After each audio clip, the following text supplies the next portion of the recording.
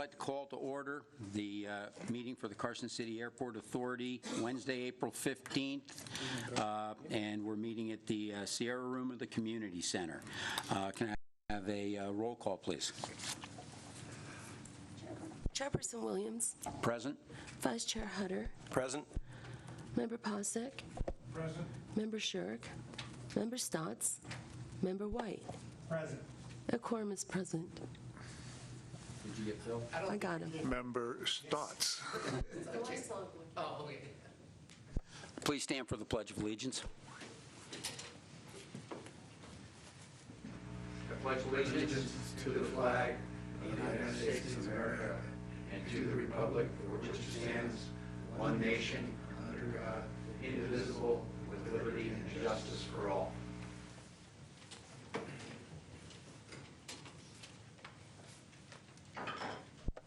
We have minutes from the special meeting of 3-4 and the regular meeting of 3-18 that stand in need of approval. Let's do them in order. Are there any comments, additions, or corrections for the minutes for 3-4, the special meeting? Then we stand in need of a motion for approval. So moved. We have a motion. Second. We have a second. All those in favor? Aye. Aye. Opposed, if there be any? Seeing none, the motion carries unanimously. We now have the minutes for 3-18, the regular meeting for the month of March. Comments, additions, or corrections from board members? Seeing none, we stand in need of a motion for approval. So moved. We have a motion. Second. We have a motion and a second. All those in favor? Aye. Aye. Those opposed, if there be any? Seeing none, the motion carries unanimously. Modification of the agenda. The chairman reserves the right to modify the agenda in order to most effectively process the agenda items. We have only 2 items for this evening, so we will leave them as they stand published. Public comment.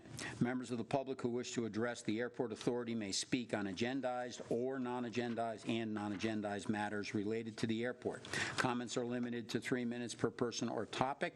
If your item requires extended discussion, please request the chairman to calendar the matter for a future Airport Authority meeting. Any members of the public who wish to comment at this point? Seeing none, we'll move on to our public hearings.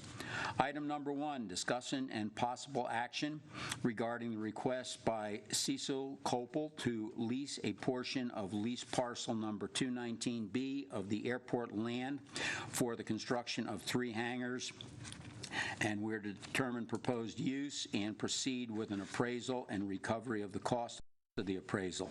Mr. Copel. And do we have a sign-in sheet up there? Would you please sign in? Would you please sign in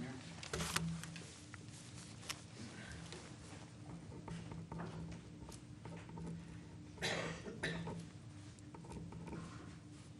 And while you're doing that, I was going to ask the airport attorney to comment on the process for carving up an existing leasehold and some of the issues related to this particular former heritage parcel. Steve Takis, Airport Council. The process for leasing any parcel at the airport is the same as the process that applies for Carson City to lease any land, and that's set forth in NRS Chapter 244. In simple terms, first you need to acquire an appraisal on the property so you can determine the fair market value. The statute requires you to obtain an appraisal. For purposes of the airport, we only have to obtain 1 appraisal. Some other governmental entities have to get 2.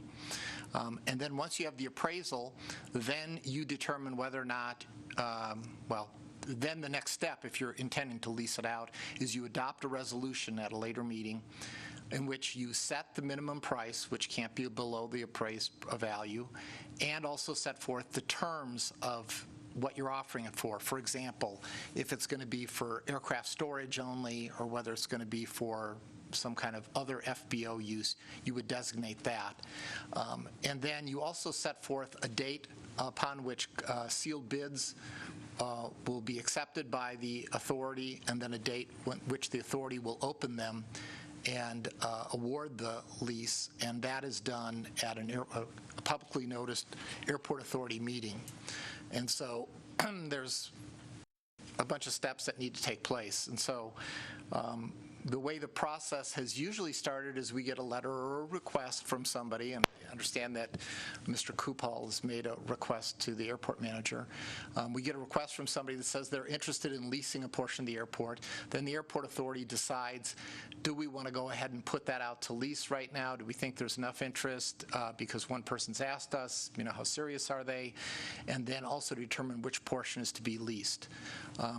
One of the unique features of the area that's been requested here, which is identified in our notice as 219B, which the airport engineer and I were just talking, we're assuming that that's the portion of 219 that 219A that was removed from the airport structures lease, the De Loretto lease.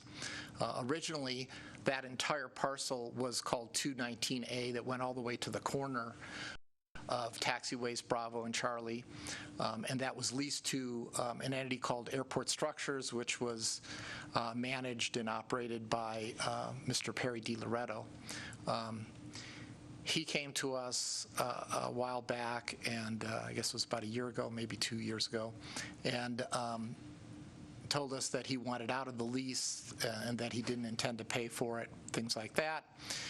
And so after some wrangling, we agreed to do a lot line adjustment and reduce the size of that parcel 219A down to just the 3 hangars that had been built and the common taxiway that had been built on the east side of those hangars. So the area that I understand from looking at the chart that Tim provided to me just a few minutes ago, that Mr. Kupal wants to lease is right across from that common taxiway, and so it would be part of what is no longer 219A, and so presumably we'll call it 219B, a portion of that lease. From what I understand, he's not asking to lease the entire portion, and so in that respect, this is somewhat unique. Ordinarily, or at least historically, the airport authority has leased out larger blocks of property to people who want to build hangars, let them go out, do the development, get the efficiencies of scale, and build out a block of hangars, and then they in turn condoize them or otherwise lease them, do whatever they're going to do with them. And the reason that the authority had historically done that is because we don't have a large staff, and if we get into the business of the authority having to collect rent from every single hangar on the airport, that alone would be an administrative burden on the airport authority and would cost money and would drive probably other budget items. So historically, we've gone in and said, okay, let's keep our tenants to a minimum by leasing out the larger portions. And that's how that airport structures lease was originally put out. It was originally put out to a predecessor of Mr. De Loretto, was put out to a gentleman named Patrick Dang, who we put it out to lease. Several people were bidding on it, and Patrick Dang was the high bidder. So you have some decisions to make. Legally, you can carve off a piece of this and you could lease it out. There's no legal prohibition to do that. My expectation is the city will require us to do a record of survey map to identify the new parcels that are created when you carve it off. But beyond that, I'm sure we can come up with a legal description and identify the portion. The issue really for you is, I think you want to hear from Mr. Kupal because, frankly, it's his item, not mine, and I don't mean to steal his thunder, but listen to him as to what he envisions, and then you'll have to make the policy decision as to whether or not you want to go the route of carving out pieces of leases to lease. And then there is the issue of the appraisal. Appraisals for commercial property, at least historically for the airport property, have not been cheap. I don't know what we paid for the last one, but I think it was somewhere in the neighborhood of $4,000 or $5,000. I could be wrong.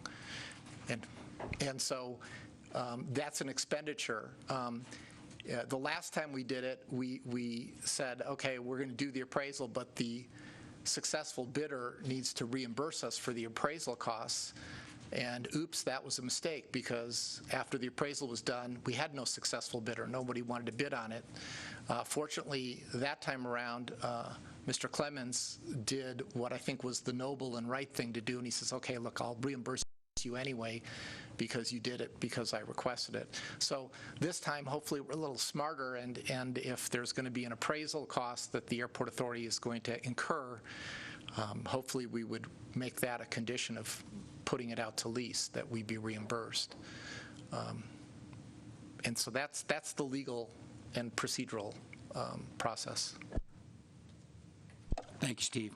Sorry about that, Mr. Copel, but thought it was probably good to get that all out there so everybody can ask appropriate questions. Please go ahead. Yeah, well, my proposal's simple, as was just explained.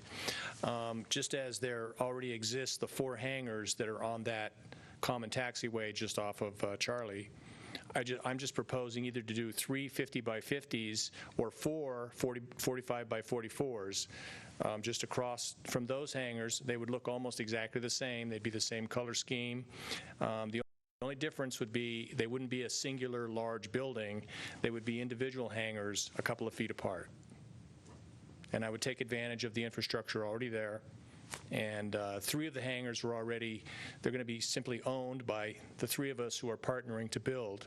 And a 4th hangar, if we go with the 45s, will be my cost that I will put up for sale or lease at a future time. If we do 3 50 by 50s, all 3 will already be owned by individuals, which would be my wife and I and one other guy. Plan to be all steel and meet Carson code. Is that? I have pictures if you want, but I think you guys pretty much know what's going on. I mean, it's, you know, they're right there.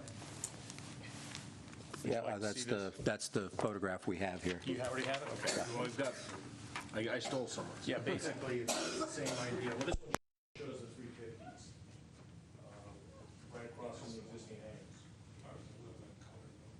The color scheme would be matching whatever's already there. We can get the metal to be an exact match. In fact, the sound can be exactly the same. And then I also have what basically the building looks like. And they're professional. And we do plan to have them constructed to commercial standards and to city code standards, meet snow loads, et cetera.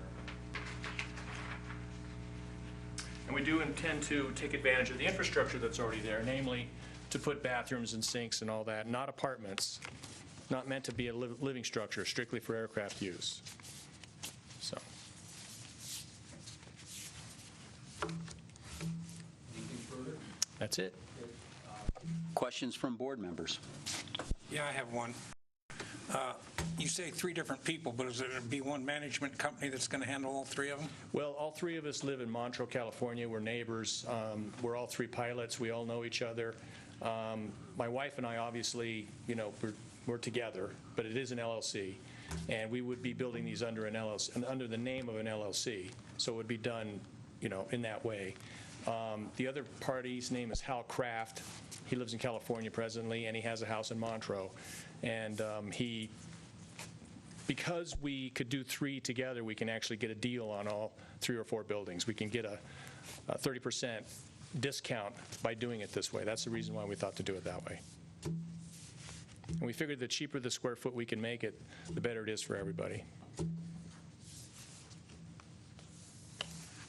And I am an experienced builder, by the way. I've done 20 custom houses, so including the one in Montreux that's 10,000 square feet that Guy has seen. Morris. I have a question for Steve. You said that historically we've been leasing out large pieces and letting people do whatever they do there, and that this is a policy decision. So is that a written policy somewhere, or how did we come to the decision that that's the way we operate? It's not a written policy, to my knowledge. It's just historically the way we've developed these parcels, because if we start, well, all you have to do is look at another airport, like look at Truckee or any of the airports where they actually manage the hangars directly. They have fairly large staff that they need to maintain to deal with it. And that's something that we never believed we had the money to do, and nor did we want to do. At least that's what that was the opinion. When I say we, I'm referring to the opinion of your predecessors who sat there at the table as Airport Authority members. But there's no written policy and there's no legal prohibition, to be clear. Thank you. I don't know if this will go to Tim or Brian. I want to talk about acres. How many acres of land are in 219A? How many are we talking about cutting out? What's going to be left for further development in this particular area? Do we know those I don't know answers? what the acres are at the moment, but I can find out and get back to you fairly shortly. I think we're here to make a decision tonight. I'm a little dismayed that we don't have that kind of answer ready. Well, perhaps you can ask the applicant who's looked at this. We only got this information when we got the agenda, the same as you. We didn't get the map, at least I didn't get the map until tonight, so, we're as handicapped as you are in that. Does anybody have any idea what kind of acres we're talking about? I don't have an idea about the acreage. If we do 3 50 by 50s with the accompanying apron that's required and the space between buildings, you're looking at about 10 or 12,000 square feet. Okay. Quarter acre. About a quarter acre, right. So what's that leave in 219A? I'm trying to remember. I used to know what that parcel, whole If I remember parcel was. correctly, the total parcel was 2.4, wasn't it? I was thinking it was somewhere between, I remember somewhere between 2 and 3 because I was one of the people who was bidding on it a long time ago when Patrick Deng got it. The total parcel prior to it being split apart was 2.25 acres. Before it was split as it is. And right now there's 2, so that would mean there's about 2 acres remaining. And if we do this, there would be 1 and Okay. 3/4 1 acres. 3/4 remaining, yes. And we actually thought, may I make another comment? We actually thought that if these hangars were successful, and we believe that there's a hangar demand, we're not sure how much there is for the relatively smaller hangars.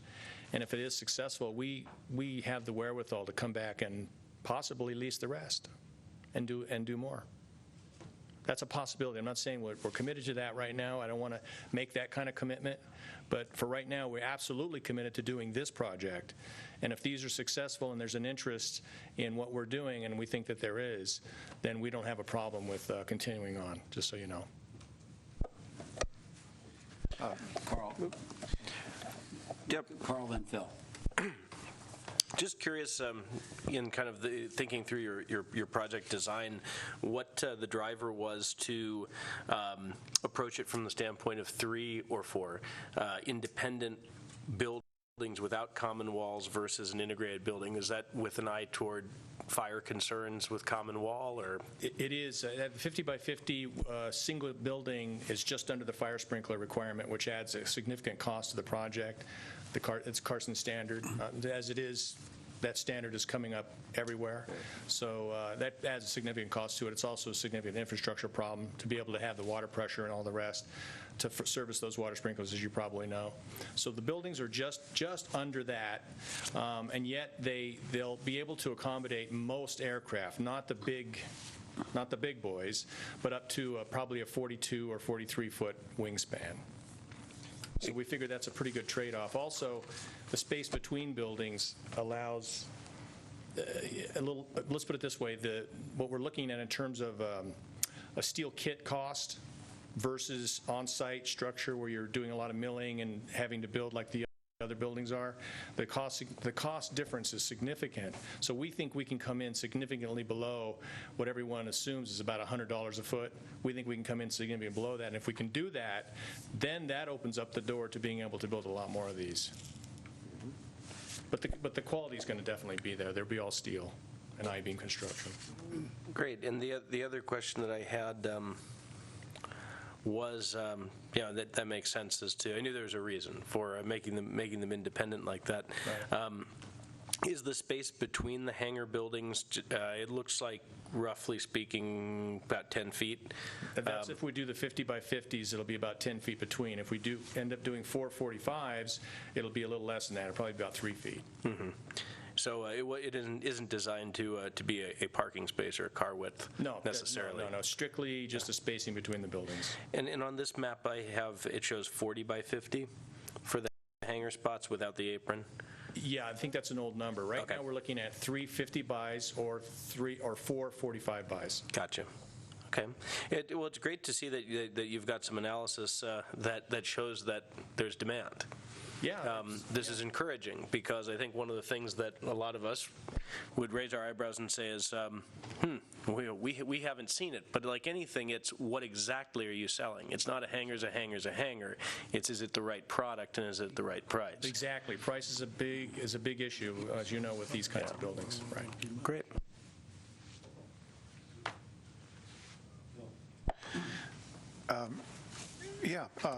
Where would you put this fourth hangar?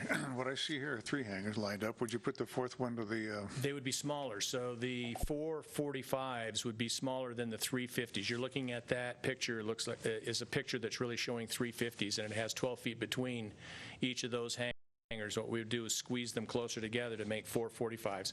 If you look across the apron on the other side, that's one building with 445s inside. Actually, they're 446s, but that's their actual structure inside. It's just hidden by the fact that it's one singular building.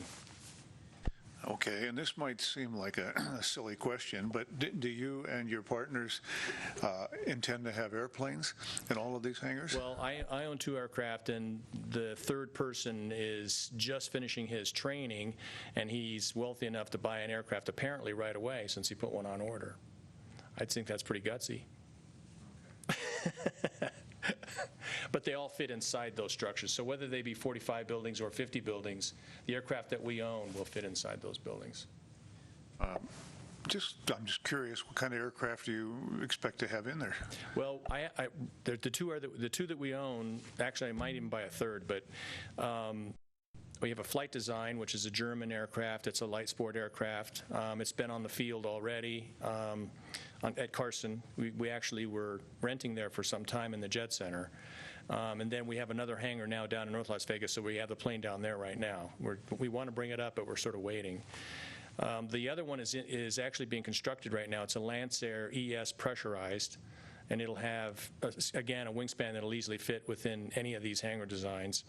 And then Hal Kraft, the third partner that we're having, he can't decide whether he wants a twin Bonanza, which I think is crazy because he's just getting his license, but he can't decide whether he wants a twin Bonanza or a single engine Bonanza, but it'll be one of those 2. And will these aircraft be registered in Nevada? In Carson, yes. The Flight Design is actually registered already here in Carson. The Lancer will also be, and so will Hal. Hal actually is planning to sell his California home and be a permanent resident in Montrose, so his aircraft will be based in Carson. That was another criteria for us. We wanted to be on Carson. So. Any other questions? I have one, and it's a hypothetical one. You touched on it, so I thought I'd bring it up, and that is, given Mr. Takey's comments about the fact that we typically have leased out the whole chunk and not part of it, the only reason we got the little piece that's there is because of a mistake that got made when the last lease was granted, allowing the person who was there to not have to continue in the lease. So we typically don't do that. If the decision of the board were to put the entire parcel out for lease, what level of interest do you think you would have in taking the entire parcel and then basically moving into your development process deliberately rather than we'll see what happens? Well, again, the conversations that we've had so far between, just my wife and I and this third party is that we would try to get hangars for ourselves. So the interest is there, and the reason being is because we spent some time down in North Las Vegas, and we bought 2 hangars down there and sold them for a huge profit in only 6 months period of time. So we know that the aircraft business right now, the whole GA realm is kind of depressed a little, but we're kind of feeling like maybe there's going to be some interest if the price were right, like we discussed. If the price were right for these kinds of buildings, we noticed down at KVG, for instance, the smaller T hangars that were a little cheaper, they sell like hotcakes practically, and they appreciate almost instantaneously. The larger ones are the slower movers. I'm talking about 75 feet wide, those kinds of hangars. Much slower movers seem to have much more price, influx, what do you call it, price roller coastering. So we're thinking this 45 wide by 50 wide, right in there, that kind of hangar size would be, possibly a good investment scheme to get into. Now, we are investors, so where we invest is kind of it depends on where the opportunities are. I can't say today that I would absolutely be interested in the whole parcel, and the reason being, obviously, is the risk profile of that. That's the reason why we want to take a baby step first. We wanted to start with just a few of these first and actually build an extra and see how much true interest we think that there's going to be in someone either leasing or buying something like that versus trying to go rent inside of a giant jet center or something like that. And we think that there is interest, for instance, because of, again, our interest in aviation, which, as you know, is fairly recent, but also in just basically the scale of the project. Biting off too much, obviously, is a lot of risk. So that doesn't mean that we wouldn't be interested in that at a later time. I think we might be. Charlie and I have discussed it at length, whether that would happen. We thought we would try a baby step first, is basically our approach right now. If it's possible to do it. If it's not, well. Any other questions for Mr. Koppel? Then I think we bring it back to the board for discussion. Mr. Takis? Just one other comment to make, and Member Posick, it just reminded me, we got into a little bit of a problem the last time we leased this area because we did lease it to an entity that was set up as an LLC. And as a lawyer who frequently advocates the use of LLCs, I do so in part because if things go south, you can lots of times just walk away from it. Well, we were on the wrong side of the walking away from it on the last lease. And so my recommendation is if this gets to the lease stage, that the lease be personally guaranteed by the principals of the LLC so that we aren't left with a situation where someone just decides they don't want to pay rent anymore and they walk away. We're willing to do that. Yeah. To be personal on the lease. Okay. Any other, before I bring it back to the board, any members of the audience who wish to comment on this matter? Seeing none, then it's back to the board for questions and discussions. I have one, Brian, or do you remember, or Steve, do you remember what was the lease value of the last one that we put out, which, let's assume that it's similar, because this one's got infrastructure and the other one didn't? Yeah, it might end up being, I think it was 26 cents per, no. It was 36 cents a square foot, and the reasoning it came down to that was because it was at a prime location along College Parkway. Yeah, I don't think they're very comparable parcels. I would expect this to come in less than that. But as you do point out, it's not going to come in the same as bare land because the infrastructure has already been put in. So. All right, that was the justification we used when we took this back, when the Board of Supervisors questioned us on having done that, was that we did at least get the infrastructure which we could recover when we leased the property later to other parties. All right, well, I guess I'm just trying to figure out, what the lease cost of the whole parcel versus the lease cost of a partial parcel are. And say it was 20 cents a square foot instead of 36 cents a square foot. Maybe that's a low number. And we're going to be leasing out roughly 40, about maybe 60,000 square feet or 70, what would you say it's left? There's about 2 acres left? 48,000 an acre. Okay, so it'd be. Something an acre. That was 43? 43.30, something like that an acre. So 42.5 actually, but. So we're only leasing out a third, so you're talking. I was trying to figure out what the whole parcel was. We'll go 50 times 50 3 times. No, well, I'm doing something different. Oh. 2,500, So it's 7,500, 10,000, 12,000, 15,000 square feet.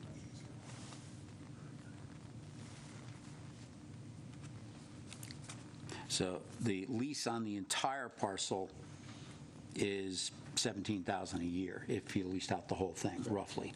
And if we lease out an eighth of that, it's about $2,000 a year, correct? Yeah, 2,500. I guess the question I have is, what do we do with the rest of it, and do we think we can lease out? Because that's of all the land available over there in the middle of the triangle, that's probably the best piece of land available. But if you start carving it up into little pieces, what does that do? It's kind of the question I've got. Well, there is something, with that thought in mind, an idea just to put out there is, it's going to finish, what Mr. Copal is suggesting, finishes out that taxi lane. Okay, so not any development, but the likely developments that would come in there would start with something that is most likely symmetric to what already exists on the other side of the taxi lane, something in line with what's being proposed here. And then you would say, what happens next? Is there one more taxi lane with two giant things? Are there two more taxi lanes, et cetera, et cetera? So I think as I look at this, what's being proposed does naturally sort of fit a symmetry of rounding out this block of the overall parcel, and I don't believe it's much different than what the original intent was geometrically, shall we say, under the airport structures proposal. So it's not like there's something weird here that then makes a strange remainder. It sort of is a natural progression, but that is the question to be asked, is do you cut off a critical slice that then renders the remainder substantially worth less? I don't see that to be the case as I look at this. Well, actually, we've been hoping for big hangar developments, like 40 hangar developments, all on one big chunk of land, and it hasn't happened lately. And it may be that these smaller chunks being developed could actually offer a better future for us. But that having been said, that is an opportunity. But then to Steve's point, one of the reasons that it was never done that way was because we don't have the infrastructure from a managerial standpoint to manage getting into the real estate business and collecting lease payments from multiple parties and accounting for them, being sure, collecting our tax revenues then get cut up into smaller. So right now, Carson Air Group, WT Investments, and the kitchen hangars and the Bob Thomas hangars are all complexes, and they pay us one chunk once a year. That's 4 payments, and we get a tax bill, one chunk twice a year. So that's 8 payments. Member Shirk, feel free to join. Please let the record show that Member Shirk has arrived and has joined the group. Please accept my apologies for being late. Not a problem. Thank you. We are discussing item number 1 on the agenda, which is the request to lease part of that corner lease parcel. Maybe you could, if you wouldn't mind, pass that down, and you can get Jim up to speed on that. Steve? I was just going to respond to Member White's request. He wanted to know exactly how many feet are out there. The original lease out there to airport structures was for 2.5 acres. It was 108,900 square feet. The amount that we reduced it down to was 15,575 feet. And my guess is just, glancing at that map, we're probably talking about an equivalent size, another 15,575 that's being requested. So those are the numbers. I mean, we just looked up the leases and pulled them. What is that, so I don't have to sit here trying to punch on my phone, what's the balance of the entire parcel less, so what are we going to wind up with if we lease this first part, the small chunk, what are we left with? You're left with about 2/3 of the original parcel. Which is 150,000. Yeah. The part that's been portioned off right now is 15,575. That's what the lease says. Okay, 0.36 acres. Okay, so you've got 0.36. Let's say we were to do a balanced parcel on the other side, so another 0.36, and we started out with 2.5. Is that right? Correct. That's correct. Okay, so we're going to take basically 0.75 of an acre off of 2.5. So that's 32,000 feet. Okay, so you're going to end up with 1 3/4 acres left. The taxiway that's there, does the airport own that taxiway, or does that taxiway belong to airport structures? That is part of Heritage Hangars, what formerly are airport structures. We lease the entire parcel. Okay. And that's one thing that we should not be doing. I mean, we should not be trying to cut it out and leaving a portion for us to be responsible for. That needs to be a responsibility of the tenant, those common taxiways. Otherwise, you're creating a big expense for the airport to have to go back and build and maintain taxi lanes between hangar projects. And that's something we would like to avoid. That's an important point, not just for the math that I was just doing, but this is a big one. So that stub, that taxi lane, is not airport. That is actually, when you describe the 0.36 acres of the parcel we created, it's the hangar, the apron, and that taxi lane are all part of the parcel. That's correct. So how would we handle a new development on the other side of that taxi lane with regard to maintenance of the taxi lane, shared access with the taxi lane, et cetera? Well, I think the new tenant would have to work something out with the existing tenant. And I think we would prefer, at least I can tell you from the airport standpoint, we would prefer not to be part of that maintenance obligation. So I just want to be sure, the taxi lane that is there belongs to those people, and so we can't proceed with the assumption that they would have use of that. You might have to build another taxi lane or pay them for their portion of that, half of that taxi lane, some sort of a... The maintenance, yeah, probably the maintenance. Actually purchase of it, because Well, we haven't talked to them, we don't know who they are, so. you have to come up and speak into the mic here, because Sounds like that conversation's going to have to happen. I mean, I didn't know who owned that taxiway, whether we share maintenance or they try to take, carve out a piece of shared cost for that. Obviously, it's not new, so there would be some depreciation on that value. But yeah, we would probably have to have that conversation, it sounds like, with the existing tenant. From the standpoint of going forward, it makes it a little bit difficult for us because we certainly can't lease you a piece of property that doesn't have the ability to get out to the taxiway. Right. And we certainly can't require the existing tenant that's out there to give you access to theirs. So the alternative would be we'd have to lease you a wider area so that you could do your own taxi lane if you needed to do it.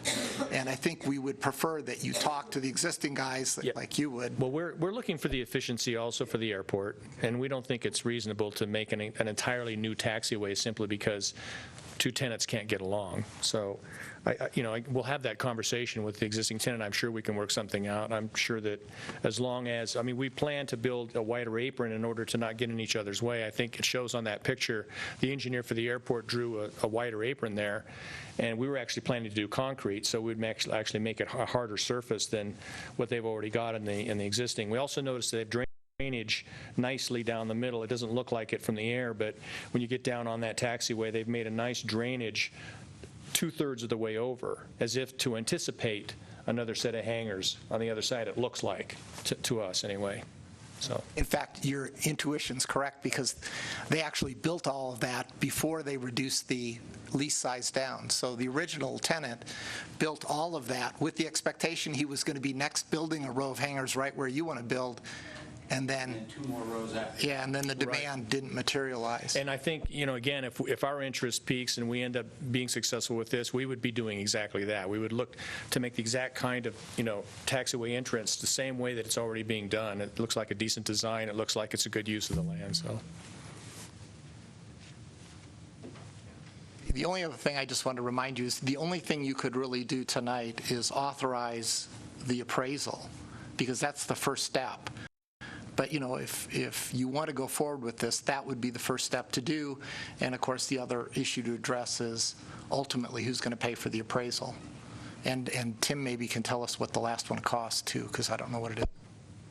I received a quote from, I'm trying to remember the full name, Johnson and Kirkland or Kerner, I can't recall the last name. They're a company in Reno or Sparks that specialize in airport appraisals, recommended by Bobby Thompson down in Minden. And they quoted me $3,500 for the appraisal, plus any engine other costs that may arise, but roughly $3,500 for the is the rough estimate. Which appraisal? For a lot lease appraisal. For which one? The one that, what did the last one wind up costing, I think was Steve's question. The last one cost right around $5,000.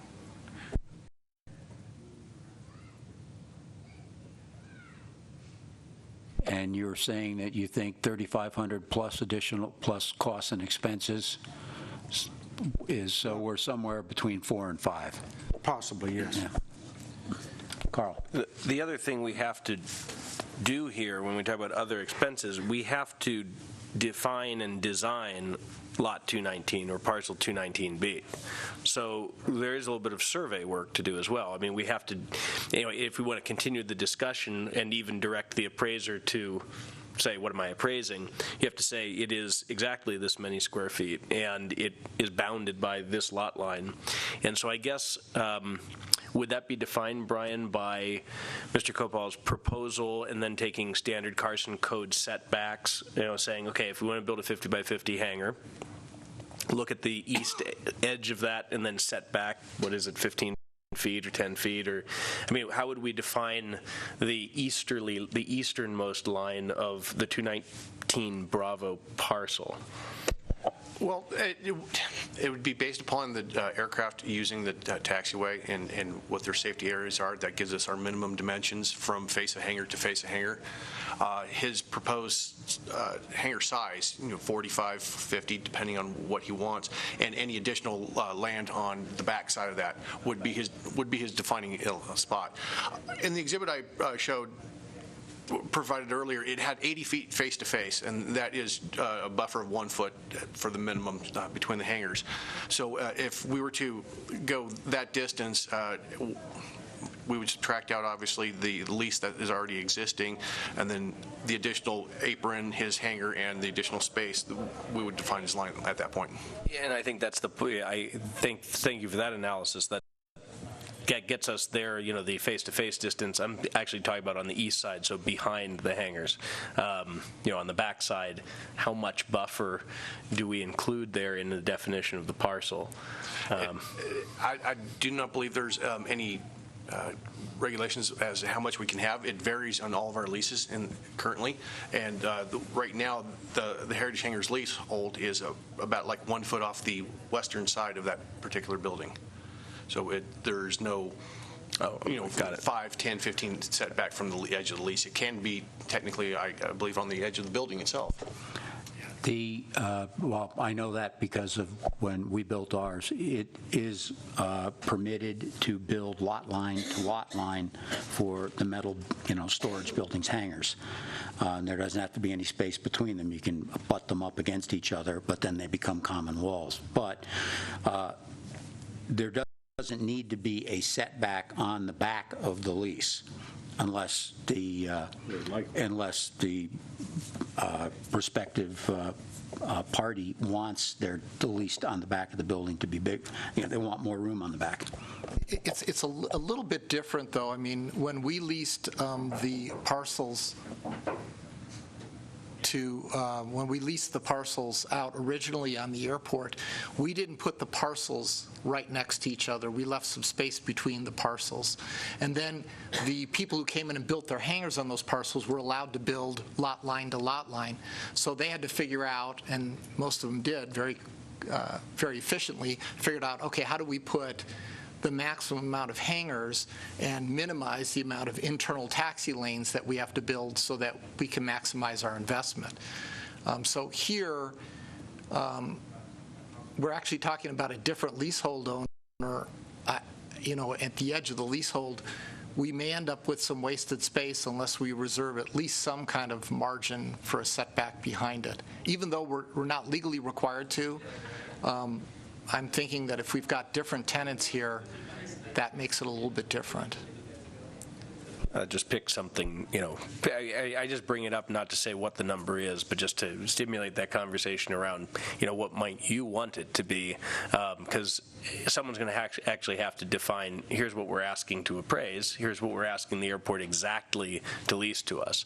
So I'm just trying to put some of that groundwork in place, so as we start thinking about a potential motion, if we were going to go forward and say, go forth and get appraisals, somewhere soon we're going to have to define what we're talking about. Yeah, that makes sense. Again, we're interested in efficient land use also. So if it turned out that we had a zero lot line situation, so be it. I don't think that's really an issue. We're not looking for noise abatement. We're not building apartments. So if it turns out that it's more efficient to try to butt the hangars, back up to each other, if a future tenant or us designs that in, I think it's appropriate to expect that. So okay, and then again, there's no eaves on these hangars. I mean, they're flush. Sure. So one final one, then back to Brian. Looking at the northern and southern boundaries, we would probably design this parcel to match the northern and southern line of the Heritage Hangars side. I mean, there's, I guess, a setback off the taxiway and the parcel to the south. Correct, yes. And the existing building there is at the limits. Minus a few, maybe a foot or two on either end, so it would not get any closer to that. And yet, it's the same thing. You have to be so far from the center line of the taxiway to be able to have your building, and that right there is the maximum we can go on the north. And then on the south side, I believe there is with the utilities on that side. You can't put your building any farther because you'll then be encroaching into the utilities. Yep. Great. So the only variable is the eastern line. Correct. Okay. In terms of determining what's being appraised, and I don't know how the discussions, what Tim's discussions have been with this appraiser, but what we've done in the past is we've identified the entire area that we're looking at leasing, and we obtain from the appraiser a per square foot rate. So what they do is they do the standard appraisal process where they determine the value of the property, and then they use some kind of formulaic approach, and they get out of that a per square foot lease rate. And so historically, we've leased out 50-year leases, and our philosophy has been we want to give a long enough lease so that the tenant can fully amortize their investment. And the statute allows us to do up to 50 years, so we do 50 years. So we would need to tell the appraiser it's going to be a 50-year lease, and this is the area we need a per square foot rate that comes out of that, lease rate that comes out of that. And then we would also need to tell the appraiser what the proposed use is. Now, given its location, I think the only proposed use can be the proposed use that Mr. Kupal, am I butchering your name, by the way? No, that's absolutely right. Okay, Kupal has proposed, which is aircraft storage. It would not be appropriate to lease it for like an FBO use like hangar, like aircraft repair, or a paint shop or something like that, because it's on the interior of the triangle. And so what we have done with the rest of the leases on the interior triangle is they're designed as aircraft storage. Now, that doesn't mean you can't work on your own aircraft in the hangar. You can, but our FBO use, if you will, is for aircraft storage. And so we'd want to tell the appraiser that too. Because that's all information that the appraiser is going to need to do to look at their comparables and do their calculations. Assume for a second, and Brian, you would know what we would have to do. Again, I want to come back to that question of setbacks, and would be on the east side of the hangar. If they're only leasing the chunk that we're talking about now, if Mr. Copel and his crew decided that they didn't want to lease any more land on that, but somebody else came in later and wanted to do something, and then they're going to put a taxiway down there. Is there some sort of setback from that taxi lane to a building that we would be required to have? Yeah. If the east end of their building is the backside of their hangars, and the new tenant further east wants to put in a taxi lane there, the center line would have to be a specific distance away from the face of that building. At the very minimum, it would be 79 feet from the face of the building to their proposed face of the building, or 39 and a half feet to the center line of that new taxi lane. So essentially, you could do that, but it would be wasting valuable real estate in that area to put a taxi lane in behind these buildings. I didn't mean that. I meant the next person that came in would have to have a taxi lane for their own, unless they turned it around and went east-facing and put another couple of rows in. Yeah, that is correct. But we don't know what anybody's going to wind up doing there. It might be one building with a exit out there. My question was, do we have, because of the fact we're only leasing this one little parcel for one set of buildings, does it give us a requirement for a buffer on the back? This to Steve's question about exactly what, and Carl's, exactly what are the boundaries of what we're leasing? Do we have to add a buffer to the back of that building in the event that somebody comes along later and has to put a taxi lane in, and there needs to be some buffer from the building to the asphalt? I wouldn't say that there would need to be a buffer. It would be prudent to have a buffer in there to potentially allow different designs in that area, other than copying the taxi lane and hangar rows all the way down like the initial design was for that area. I believe it would give it a better use for different designs if there was a buffer there. That way, you could put a new taxi lane in versus just have to back another hangar up to it. One more technical question for Brian. When we built some number of years ago, there was only a certain amount of paving that was permitted, coverage, impervious coverage on each lease parcel that we put out. And there had to be certain amounts of space in the buildings or on the lease where there was no pervious coverage on the property, or that there was pervious coverage, not impervious coverage. I don't remember what that was then, and does it still exist now? Is there a requirement for unpaved, uncovered property as part of leases? I am unaware of that at the moment. I can respond to that. There was a requirement for an additional paved area that was adjacent to Taxiway Bravo. And part of that was, the thinking was that Bravo would get a lot of traffic, and if it was only designed as a regulation-sized taxiway, you wouldn't be able to have airplanes pass each other.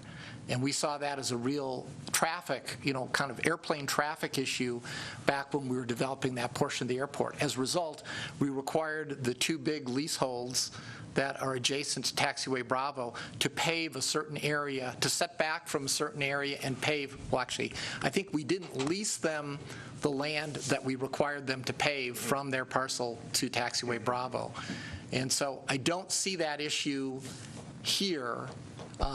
Different question. Yeah, okay, I'm sorry. No, my question is, when, in my case, my own experience, when we built the Carson Air Group project, there is large chunks of unpaved area behind those hangars, covered with loose gravel. And that was required so that there was area on the leasehold for absorption of some amount of water. It had something to do with, it was a requirement that a certain percentage of the property, that's why on the WT parcels, that shouldn't have happened, but it did.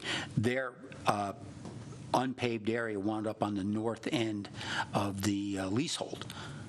and they didn't pave that, and that was to fulfill the requirement that the certain amount of the dirt remained open. I'm only asking that because we're talking about a small piece here, and do we have some obligation to be sure? I'm only asking this because we didn't find out about this until we were halfway through the project and wound up with a whole bunch of stuff we couldn't pave. But that's what I'm asking about, is the area required not to be paved. There is a drainage study that Mr. Fitzgerald's colleague, Mr. Clegg, did, and that's something that I think we'd want to look at and find out, because there were some impervious areas that were there and some drainage areas that were there. And I guess you want to look at that and see if that is an issue for these lots. I don't recall that coming up when Heritage, when DiLoretto first did his entire layout, but we might be able to go back to his entire layout and just see that. Now, you've asked a number of questions about how much space should you realistically leave behind the hangars. I guess the other thing to consider is where are the utilities going. We know that they run across the south side of this parcel, but then they've got to come north, or north someplace. If they're coming north behind the hangars, then you're going to need some kind of whatever's reasonable for utility space there. And again, that's an area that we don't want to be responsible for. It should be part of somebody's lease, not an area that we're going to have little pockets where we're responsible for areas. And so we'd probably want to look at that, although I think Mr. Kupal had it right. If the logical thing for the next person to develop is to put the backs of their hangars to the backs of his hangars, so you've got an efficient setup. The only question then is, where are the utilities? How do they get to the hangars? I actually got a chance to look at, I believe Tim gave me a picture of a prior project, and they had the utility layout. And it appeared that you could either run the trenches behind the hangars, or you could also run them up the apron. In other words, the apron hasn't been built yet in front of the hangars. So the electrical and the not the sewage, but the electrical. The sewage has to go under the pads because you have to build, basically a box. It's a code box where all the rough goes. It's not like a house, where you can just bring the rough up through the pad. You actually have to build a special box under there, and it has to have a lid. You guys know about this. But in any case, the electrical and the plumbing, the water trenches can probably be run up the front of the hangars underneath the apron before the apron's laid. And that would then alleviate it from being behind the hangars and being in the way of somebody else backing up a hangar to it. That's my guess right now. Although if they ran up the back, you then have a backbone that could be tapped into by the next. We're coming off your infrastructure. Right. So that infrastructure is tappable. That's the reason why you have the easement between the back of the jet center and. I'm just saying, if let's say it was you, right? If it was me. Then you might, right? Then you might have, with the infrastructure running up the alley between the rows of hangars. It would be more flexible. You could actually pop off. You're stubbing to the left now, you'll stub to the right later. Go to the next hangars, that's true. I suppose that'd be a design, without getting too deep into all this, I think that they brings up some questions about, do we say, okay, if the planned project, has this footprint, we say, and the lease will be 10 feet, 10 feet to the east of that, or, something like that. We can get into this. I think that where we are heading tonight is either to say yes or no to an agreement in principle to slicing off parcel 219 Bravo, defining it, and moving, basically giving the nod to moving forward with getting the appraisal performed if Mr. Kupal is willing to agree to foot the cost of that appraisal regardless of the outcome. So I think that's sort of where this starts pointing to. I would ask one other question, which is, can we have, and would it be prudent to have the appraisal actually done on the entire piece of land, and then determine a square foot lease rate? And if you're taking 3/4 of an acre or half an acre, whatever it ends up being, we now have a current appraisal for the entire thing that we can now apply to I don't know how long we're allowed to use that appraisal for, 6 months or a year? 6 months. 6 months. Well, it probably goes stale. But I don't know. That's just another thing I'd throw out there is there, does it change the appraisal cost to look at 2 acres versus looking at, half an acre, 3/4 of an acre? You may as well go get an appraisal on the whole thing, and then we've got it at least.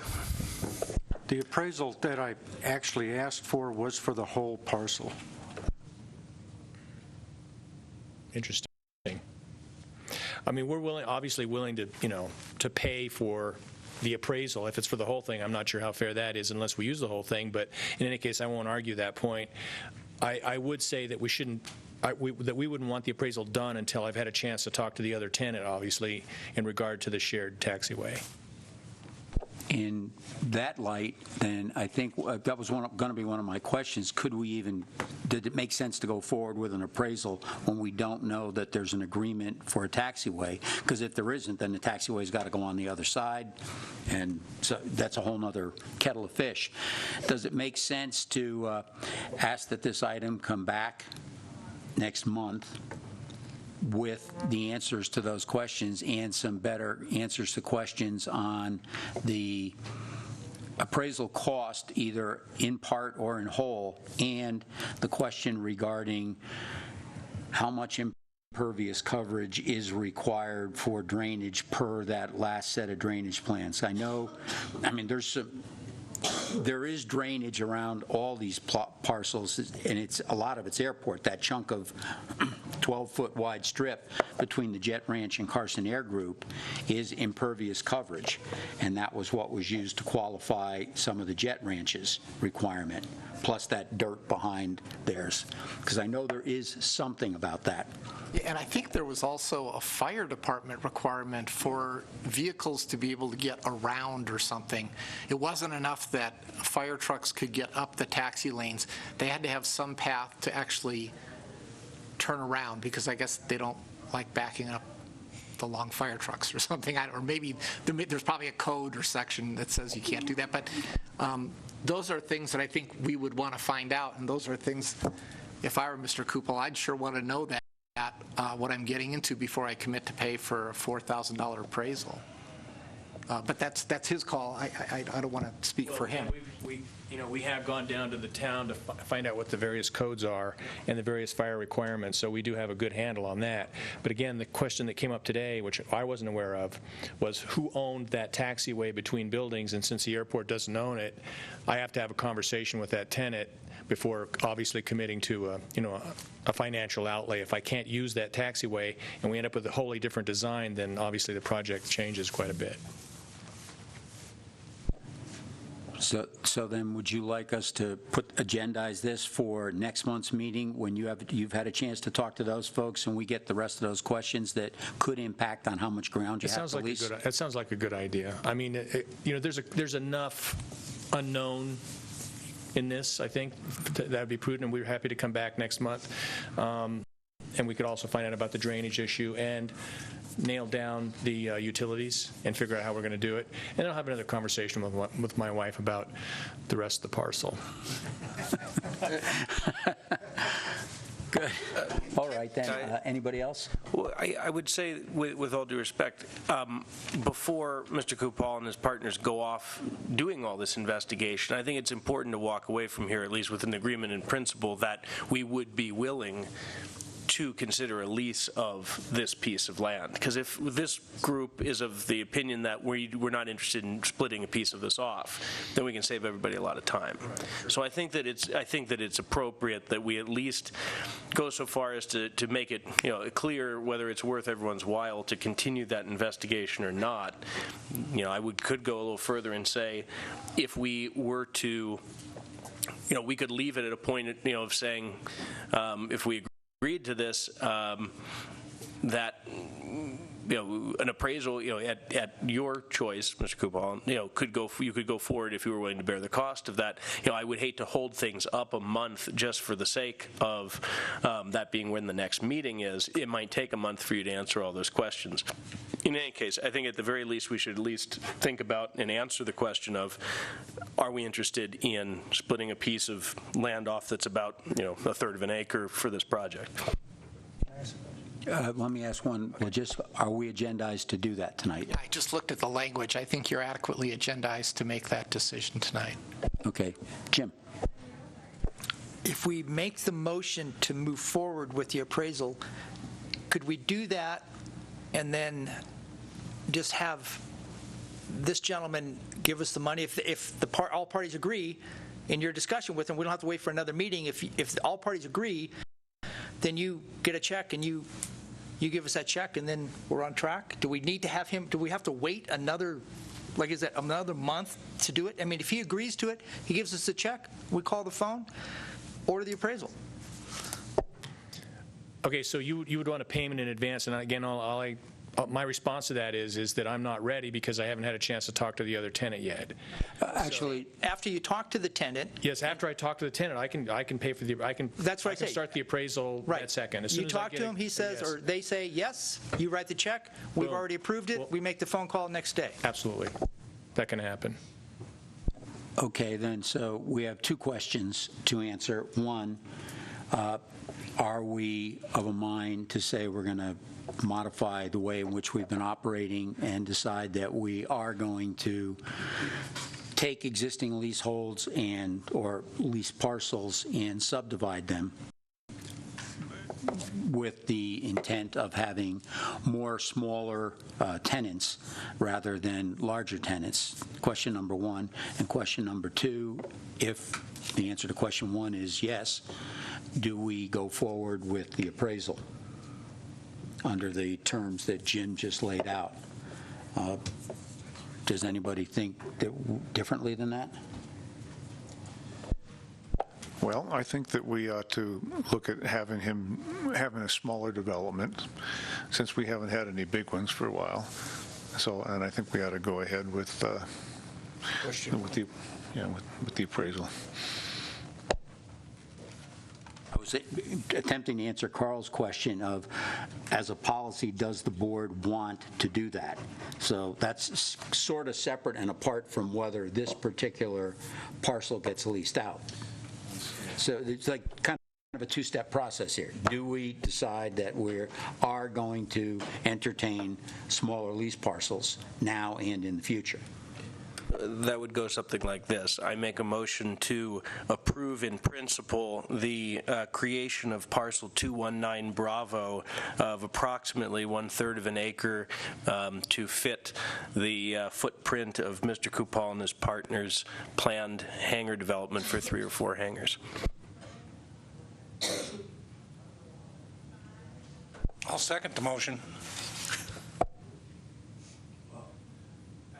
We're not ready for a motion. I have to ask for public comment. Okay, go ahead. Is there any further discussion from the board on this matter? I think in the motion, Carl, do you want to put in there about the check or anything about that? Well, okay, since that was a dry run, apparently. I mean, when you come back, Hold on before we make a motion. Yeah, and what I would say to Member Shirk is that yes, I think we could include in there that condition to, well, basically, there's no skin off our back to go ahead with the appraisal, right? So it would be that if the potential lessees were to get the information they require prior to our next meeting of the airport authority, they could proceed at their cost with the appraisal. And I'd like to ask, I don't have a business on the airport. I know you gentlemen do. I'm not sure. I need to know before I vote, subdividing this to a smaller lot size, is that cohesive with the airport? I have no idea. So I need some guidance here. Is this a good idea or bad idea? Because I don't have a business there. I don't have a hangar there. I have no idea. So I look for somebody to tell me yay or nay on this before I vote yay or nay. I know that's silly, but I have no idea if it's a good idea or not.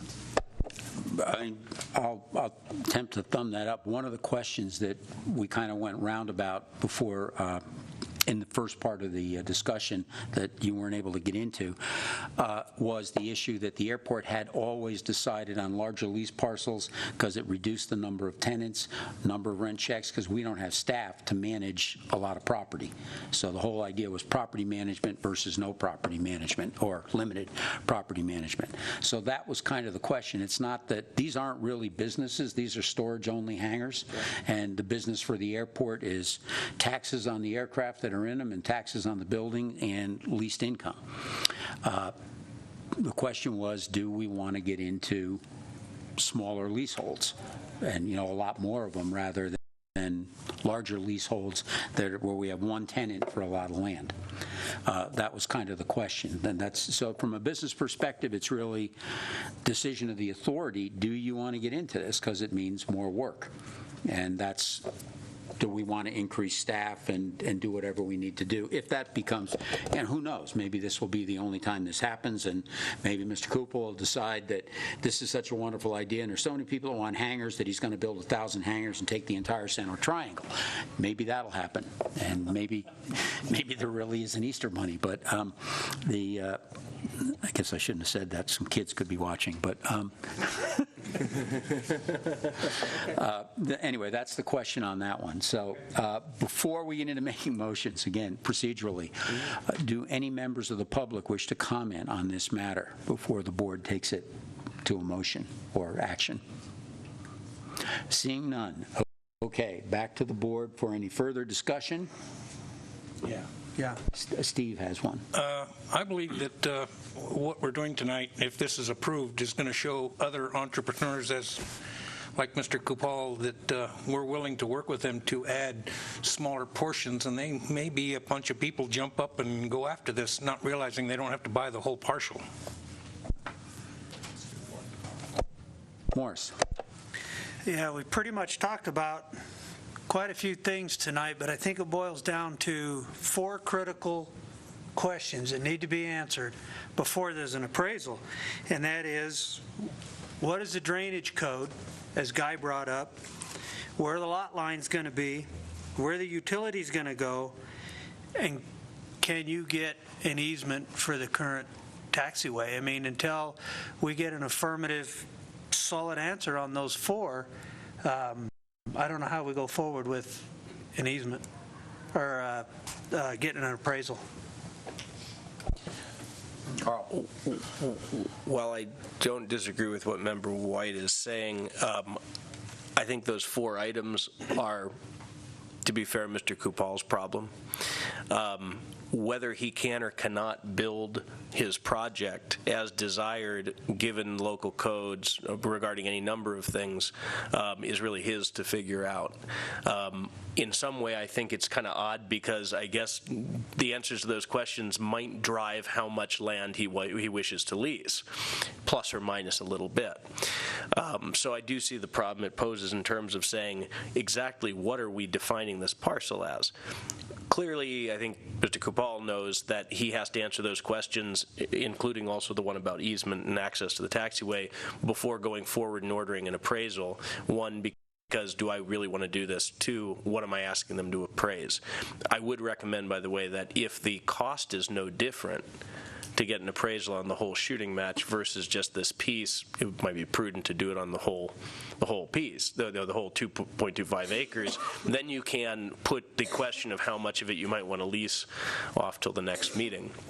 But I think that, I guess, Member White, I don't see that as attached to the question of whether, as this group, we decide tonight whether or not we want to approve the idea of doing this kind of lease. The rest of that really falls into the potential lessee's hands to determine whether they want to pull the trigger on the appraisal at any given point in time.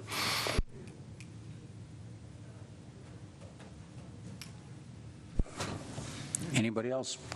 Still, Phil. Yeah, I like Steve's idea about encouraging entrepreneurs to come up here and try to build things, and I understand that your objection to getting into the habit of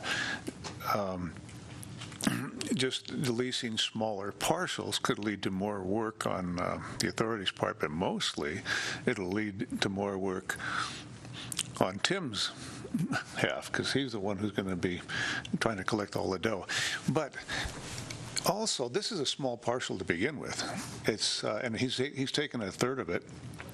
This could be an exception. It's going to have to be an exception to the idea that we want to have larger developments, because it's a small, nature of being a small parcel. What we could do is say, okay, this parcel could be developed into smaller parcels, but only this parcel, and the rest of the airport where there are greater areas that could be developed into larger developments. We could insist that they be larger, but let this one be smaller. So you're suggesting that if we do this, we're not setting a precedent for doing this. That's the idea? Yes. Comments from council as to whether or not? Yeah, I don't think you can be obligated. Just because you do this one doesn't obligate you to do additional ones in a small area. You know, the concern on administration, though, yeah, it's a bigger burden for Tim. But if you think about it, this originally was one lease. Now we're talking about having it be 2 tenants, and over half of it's still unleased. We could potentially be turning in each 1 tenant into 4 or 5 tenants, and if you multiply our existing tenant base using that kind of arithmetic, you will need additional staff. It's not can Tim handle it, but you know, if you quadruple the amount of rent that he has to, lots that he has to manage and rent he has to collect, I'll let him speak for himself, but I would think that would be a lot more work. So if you're only doing it for this lot, recognize that maybe you're limiting that additional administrative burden.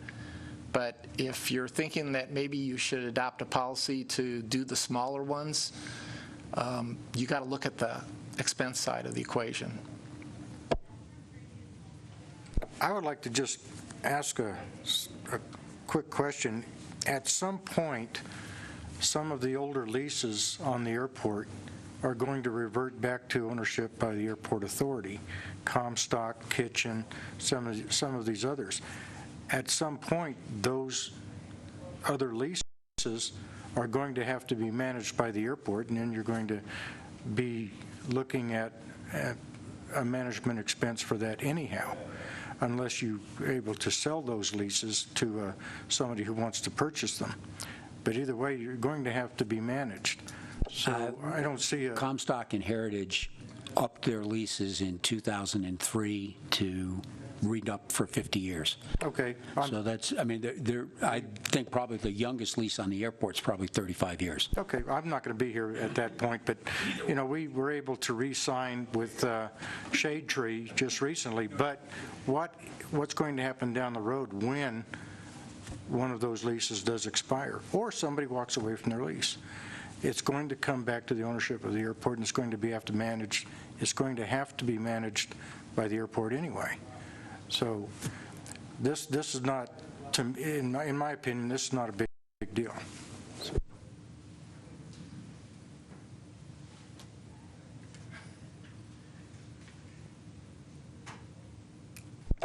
Anything else? I'd like to ask Mr. Rowe a question. It's never been brought up. I'm assuming because of his management ability, he's covering what's there now. How much more would 5 or 6 tenants prove to be a budget problem? Right now, everything's handled pretty easily, so it wouldn't be a problem for me for that small of a number. I understand what you're saying. If you're limiting it to this parcel, maybe you're only talking about 4 or 5 more tenants until you start leasing other parcels. But how many leases do we have right now? What, about 12, 14, something like that? And if you quadruple that number, because now you're going to start doing small leases, let's not kid each other. That's a lot more work. It's not going to take care of itself. I mean, Tim's going to need additional staff. I I was only referring to this parcel. If we go to the other parts of the center island, we are going to have a huge infrastructure that somebody's going to have to put up a ton of money for the underground and electric and fire prevention and everything else. So nobody would do one row of hangars and have to put that whole structure in themselves.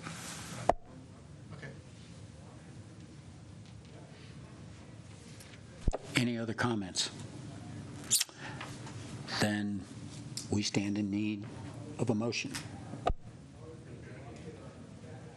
What are we talking about? No. Okay. I want to get this right.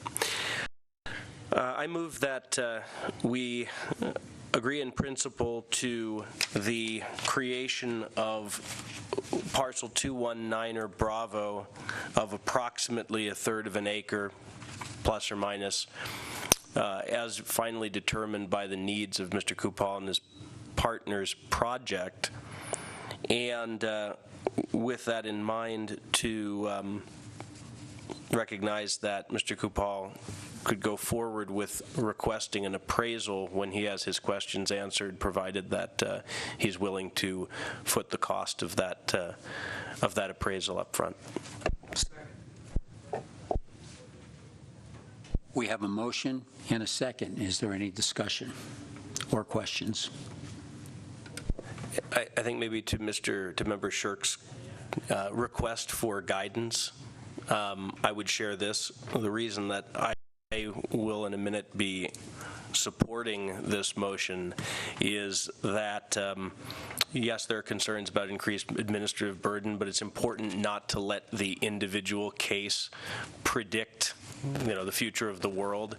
We aren't in the business of setting precedent here. I think we've got an interesting exception to the rule, and I certainly am not advocating a policy of small parcel creation down the road. What we do have here is the ability to finish out symmetrical build out of that taxi lane in a way that actually would almost inevitably, in my opinion, come down with any other developer of that land, simply because it's the efficient use of the space. It would not be efficient to say, I'm just going to start a new taxi lane with a back-to-back, with the back of a row of hangars just to the east of the one that exists. So this is a nice way to finish out that taxi lane, make efficient use of airport land, and recognize the fact that we've got an interested entrepreneur who, in the spirit of business development and economic development on the airport, actually is here in front of us today saying, I want to go. And I think it's wonderful. And, maybe it's the start of a business model that will prove out. So those would be my thoughts, Member Shirk. We have a motion and a second. Any further discussion or questions? Seeing none. All those in favor? Aye. Aye. Those opposed, if there be any? Seeing none, the motion carries unanimously. Thanks, guys. Welcome to the airport. It's already been here. Okay, on to agenda item number 2. Discussion and possible action to approve the tentative budget for fiscal year 2015-2016. Mr. Rowe, Mr. Posick, and I guess Beth isn't here this evening.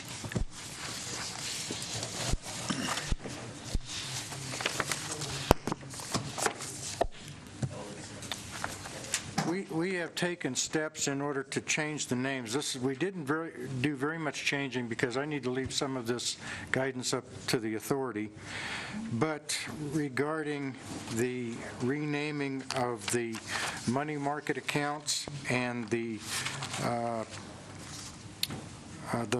building and maintenance accounts, we have changed those names to deferred and reserve accounts, the reserve account being the money market.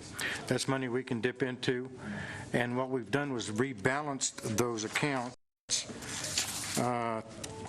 to reflect the prepaid leases that are in the deferred account. That is money that we cannot touch without specific approval of the authority. The reserve account is the money market, and that's money that is accessible to the airport manager to bring money in for whatever expenses that may occur. And but that's the only changes that I've made to do that.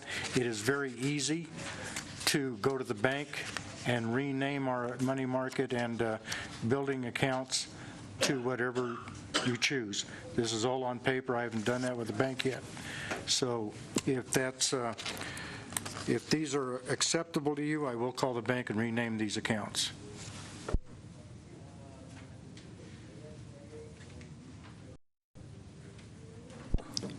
Further, Steve, anything that you want to add to Tim's comments regarding the budget? I think we pretty well much tore it apart last meeting. Now it comes to the point of approving a tentative budget at this meeting.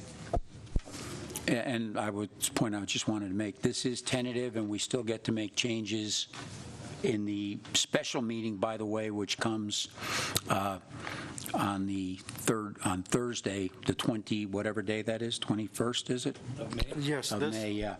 It's a Thursday meeting instead of a Wednesday meeting because it's required by statute. Yes, that will be the final budget that would be accepted by the authority. And at that meeting, if further changes need to be made, they can be made at that point. That is correct.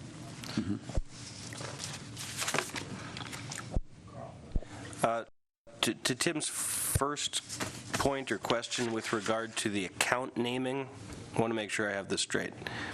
We have two accounts proposed, one called designated reserves.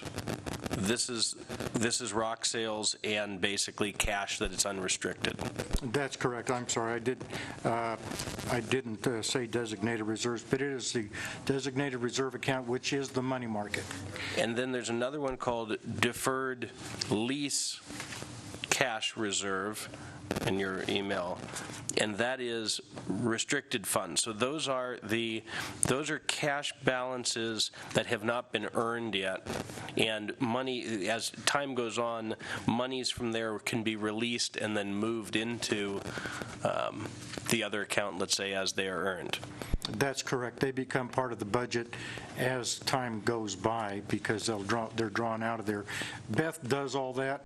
I do not make those adjustments. She does that when she does the budget. Gate card income, does that have its own bank account? Yes, it does. Okay, that hopefully we don't pay money to have, right? Actually, we have a little bit more in there since this last balance of $66.53. We have approximately $7,100 now, and as money is collected, it goes into that account from checking. Okay. Also, what's going to happen is because of gate maintenance, this balance might change. We've been pretty lucky so far that we haven't had to spend a lot in the gate maintenance, but so far but that can change down the road as maintenance arises. Great. So are you looking for just a nod as far as going forward with those account renamings? I don't think we need a vote or anything, right? We needed to make a motion on passing the tentative budget tonight. Okay, well then we don't need to take any specific action on the first part there? That's just... No, I was just want to make sure that if there's any questions on that. I'm going to rename these to the names that were recommended by Beth and rename those with the bank. The bank only cares about numbers. They don't care about names. Okay.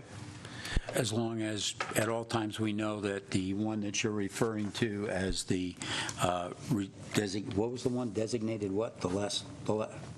No, the other one. This one here, deferred lease.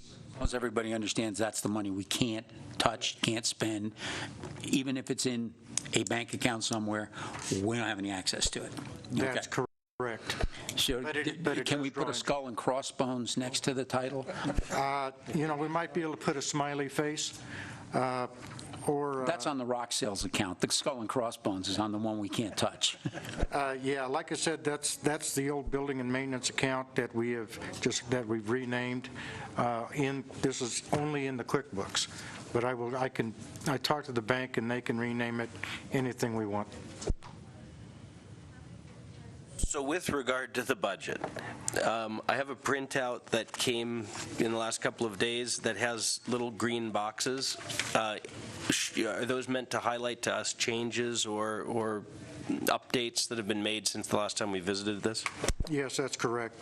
Beth updated those, and they reflect everything that was made at the last meeting, all recommendations. And so we're ready to go.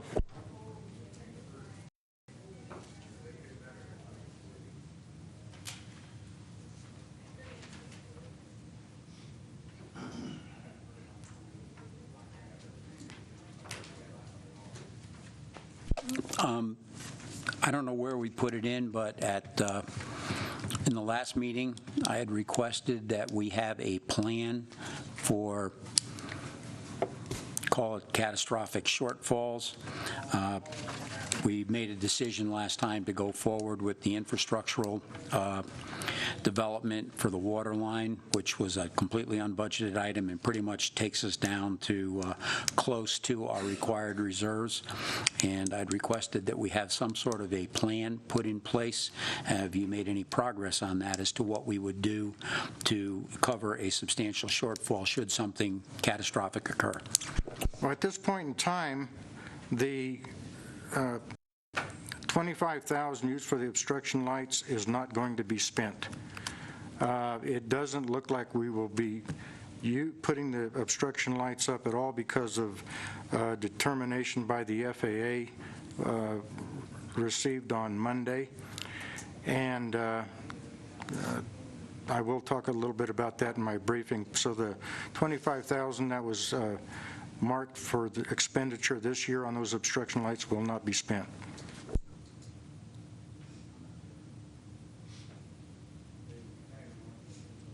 So that's the single item that we're putting in, saying since we won't spend it, but there's nothing else in a plan regarding, I think Carl asked last month, what about contract maintenance instead of a full-time maintenance person, should that become necessary? Do we know what that number is? I did not come up with a number, and I'm willing to discuss that. I have a handout I'd like to give to each and every one of what we have done with our maintenance tech and the job that he's done and the money that he's saved the airport. And I'm going to pass this out.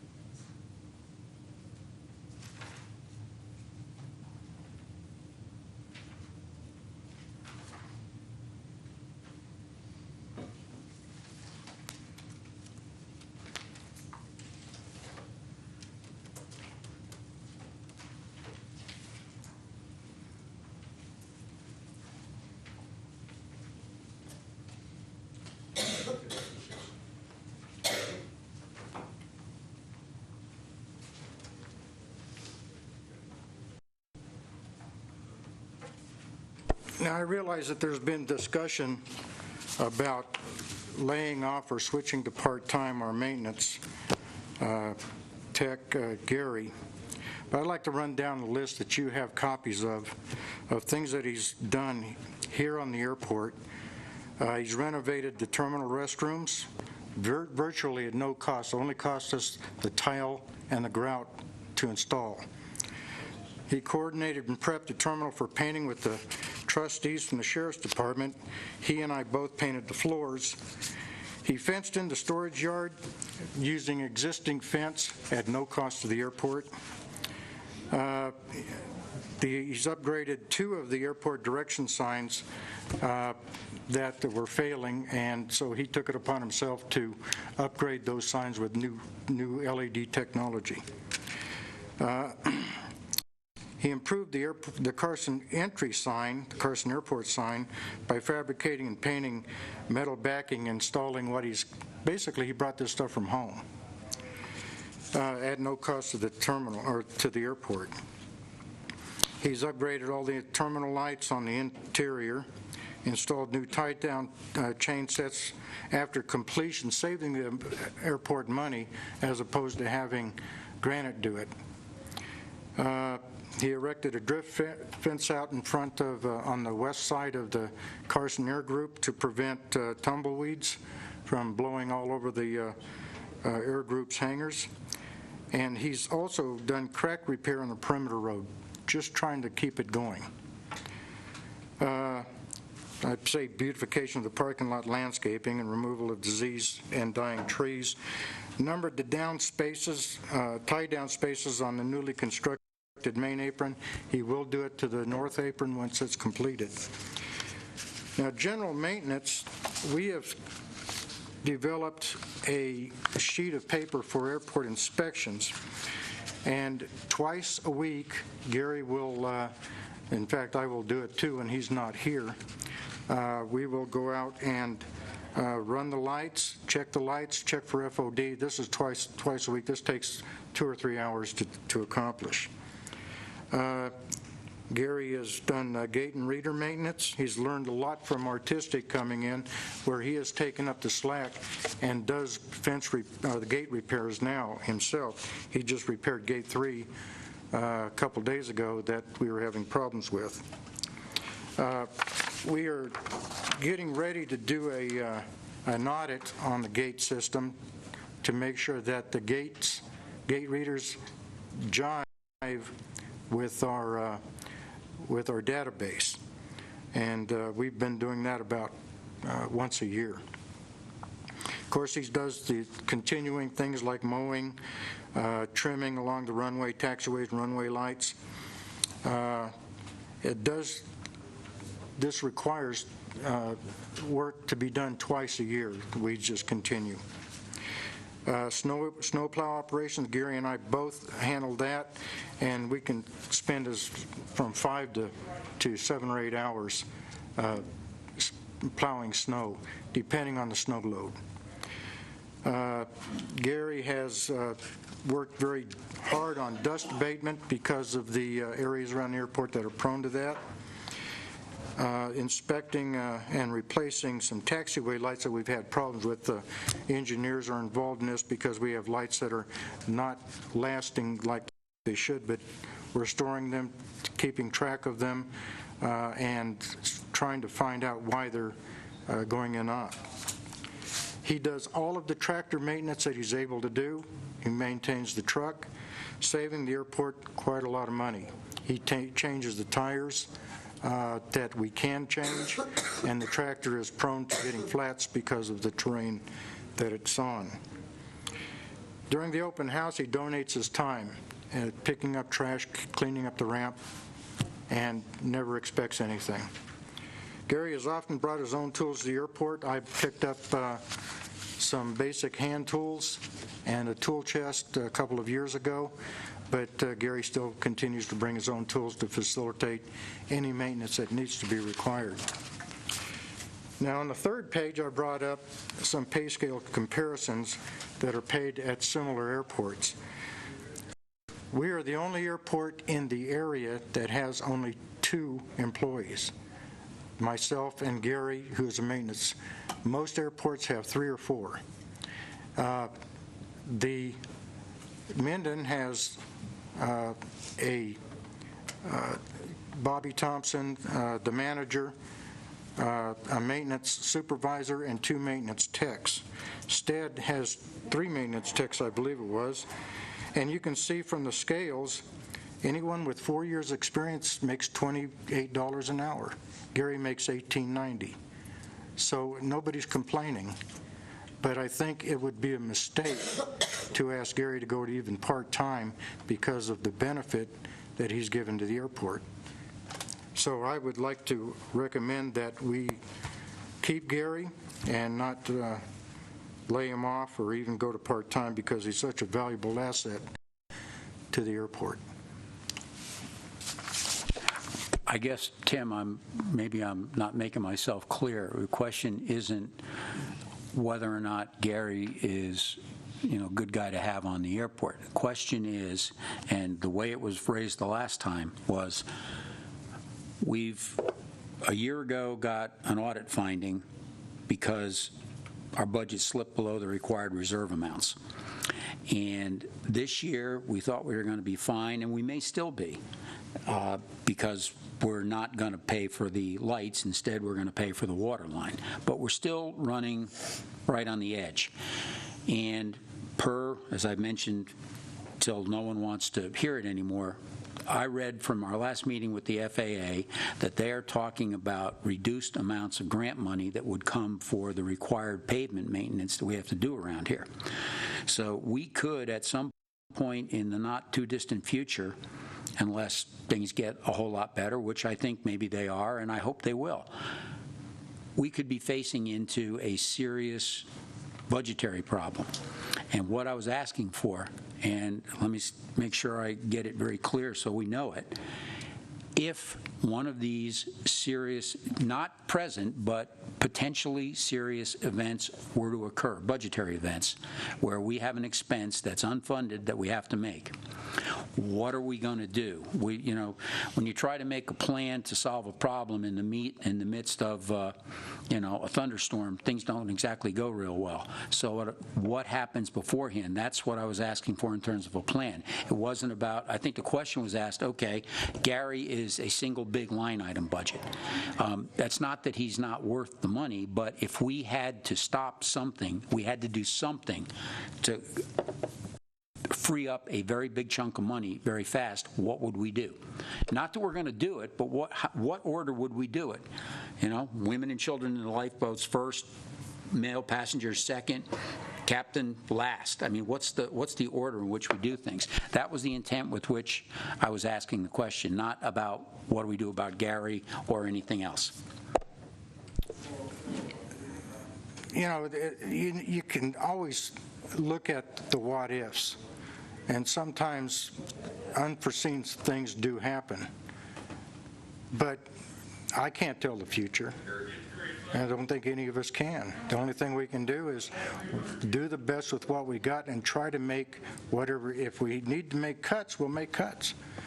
But right now, we are looking at a very thin budget. And if I have to thin it out more, I'll thin it out more. But right now, I can't sit there and tell you that, okay, the terminal all of a sudden collapses and we have no airport offices. We have to rent something or build something new.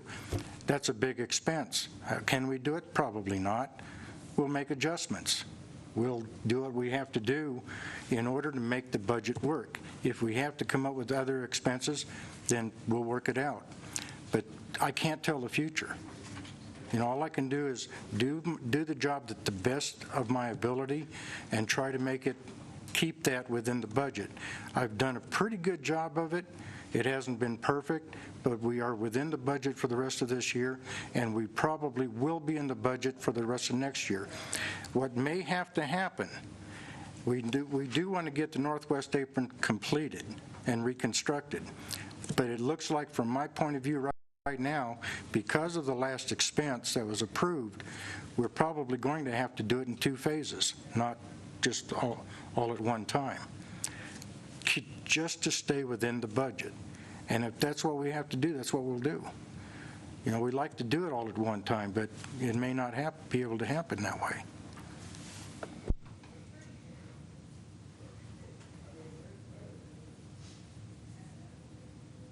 Any other comments from anyone? I do. Morris, go ahead.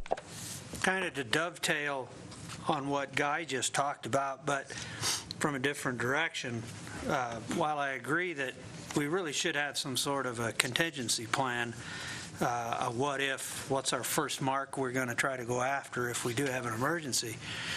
In our last meeting, I made several suggestions. I made the suggestion that we need to have a plan going forward, how we're going to improve revenues and what we're going to need to do that. I made several suggestions, and I'd like to re-enter those into the into the record now, and since then, there's been a few more come up. And what I suggested before, there were 7. We need a plan. We need a clear direction as to what we're doing in regards to increasing the airport's presence in the various regional markets. We need to start marketing our fuel sales and increase those. How are we going to have the match money for the listed ACIP projects?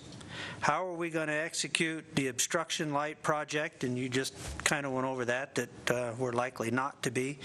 How do we get more planes to relocate to the Carson City Airport? How do we reduce our HR costs? How do we get better deals, or do we farm those out? And how are we going to grow our year-end balance? And since I made those suggestions, a couple others that have come to mind is I do know by conversations with the real estate salesperson, the SERPA properties are indeed sold, and those folks are going forward with a plan to develop those properties outside the fence. We need to get with those people as soon as possible to find out what they're doing and figure out how we can correlate our properties along that fence line to go along with that development. Specifically in mind to how do we get that through fence easements and everything taken care of. So like we had this pretty long discussion tonight about using these properties in a reasonable manner. And then now that we do indeed have the water line into the inner triangle, I think we need to start making a concerted effort to market that piece of property so we can get it moving. And with that, I don't really expect you to reply to all of those, but I'll give this list to Tamar and to yourself so that you'll have it.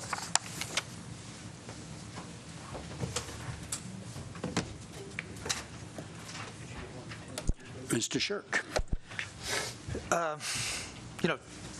The way I'm looking at this, I think we need to get back to the budget. That's what our agenda item is. I think these ideas are great, but that's a different agenda item, one that should be a work in progress. How do we do this and that? But I think we should just focus on getting back to the budget, approve it, and then at the end of this meeting, make suggestions for future agenda items to discuss all these items that you just brought up.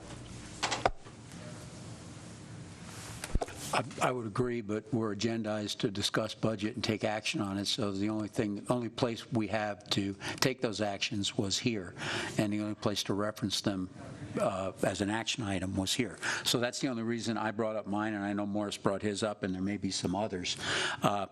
And you really won't have to listen. I've only got 2 more meetings, I think, or 3, so you won't have to listen to me harp on contingency plans. I think the ideas are great. I think it needs to be an agenda item where we can actually discuss it rather than just mention it. Okay. So that's why I'm saying future agenda-ize all this and bring it back to us so we can have a workshop on it. Okay.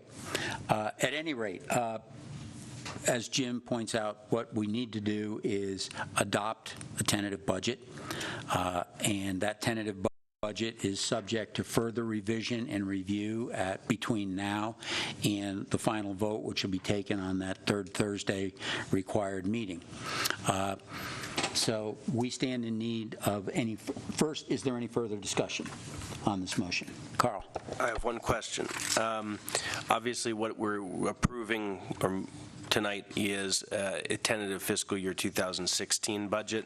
I did just want to go backwards and visit the topic of, with the decision we made to include in the fiscal year 15 budget the $46,000 for the capital water line improvement. Was there anything that has to be tied off in terms of a budget modification or any sort of procedural matter, or is that all done and done?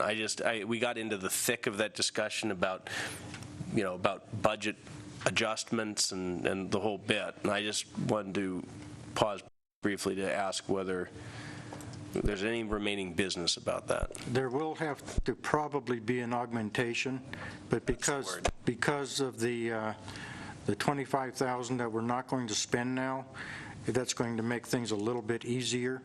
I will get with Beth and find out just exactly what we need to do about that. I think because we're coming in under other budgetary areas, I think we might be able to cover it all. Right, okay, so we were totally offset. We were able to offset, and because of underruns in other areas, there was no increase in revenue, but there were underruns in other areas.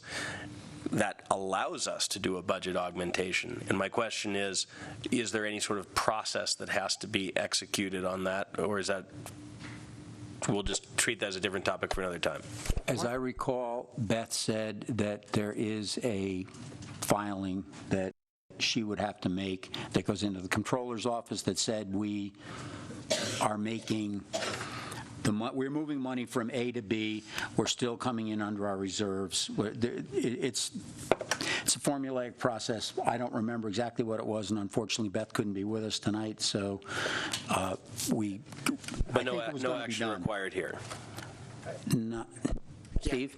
My recommendation is approve the tentative budget that's been supplied to you, and in the meantime, let Tim get back with Beth to find out if some change is recommended by her when you adopt the final budget next month. And if so, she can include that. Okay, recognizing that the budget that we're approving is totally separate from this. That's the 2016 tentative budget. I mean, I recognize that they're two totally different things. One is the 2015 budget, which is where we're right now. That's where we would do a budget augmentation if necessary. And I mean, it is necessary, but my question is, was there any action required up here?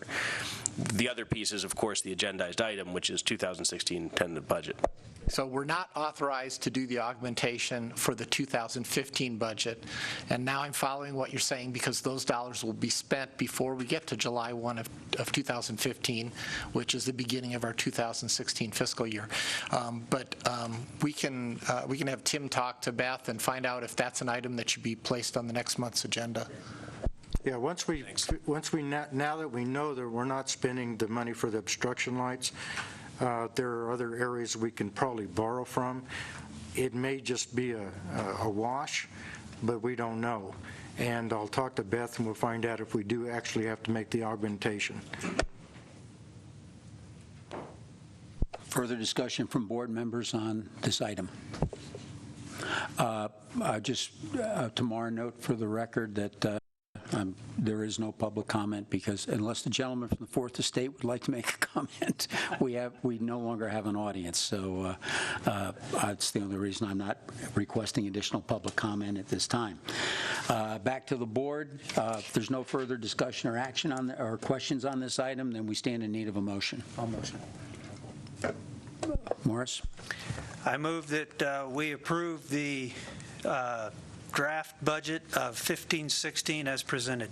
Second. We have a motion and a second. Any further discussion or questions? One for council. Does that motion satisfy our obligation on this one? Okay. Yes. Thank you. Therefore, seeing no further discussion, we stand in need of a vote. All those in favor? Aye. Aye. Those opposed, if there be any? Seeing none, the motion carries unanimously. Two long items. Okay, we are on to non-action items, the engineer's report. Nothing new to report on the activity of the two pending AIP grants to the FAA. Nothing has changed, and they're still showing that they could be putting them out May or June.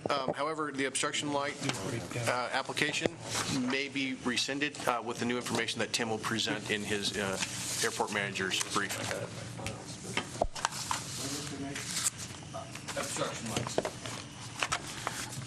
Okay. Nothing further?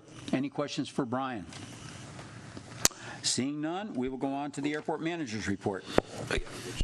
Okay, as previously mentioned, the FAA, I had a long talk with Beth Houghton at the Flight Procedures Office in Renton, Washington. The FAA in Oklahoma City has pretty much nixed the whole idea for the obstruction lights. It only could be used in VFR conditions. Well, we already knew that. But we are on hold probably until sometime next year, which we are on the ACIP if the obstruction lights do come on. The money will not be spent this year. In the meantime, they have to do a new flight check because the last flight check that they did for the GPS approaches was done with the old AGIS survey. And I don't understand that. But she didn't know that. She was questioning it. She's arranged to do a new flight check.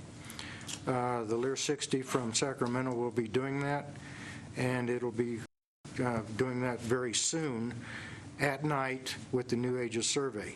At that point, she's telling me it looks real good for them to lift the night restrictions. Well, we hope. As far as the category C and D, she's just going to give us a new approach.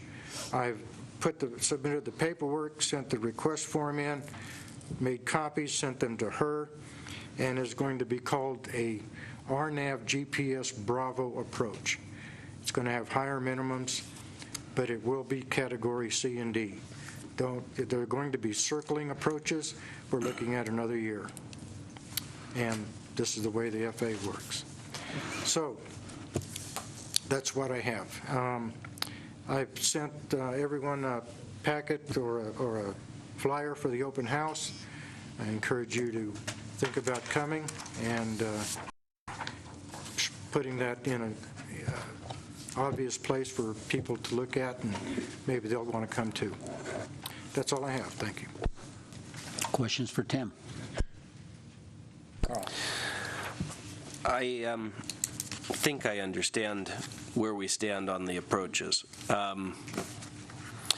So your feeling is that we can get the night restriction lifted from the GPS 27, the straight-in approach, although it will remain a Category A and B approach only. That's correct. And that it looks like to get a Category C and D approach, it will have to be a circling approach, and that's the new approach you speak of.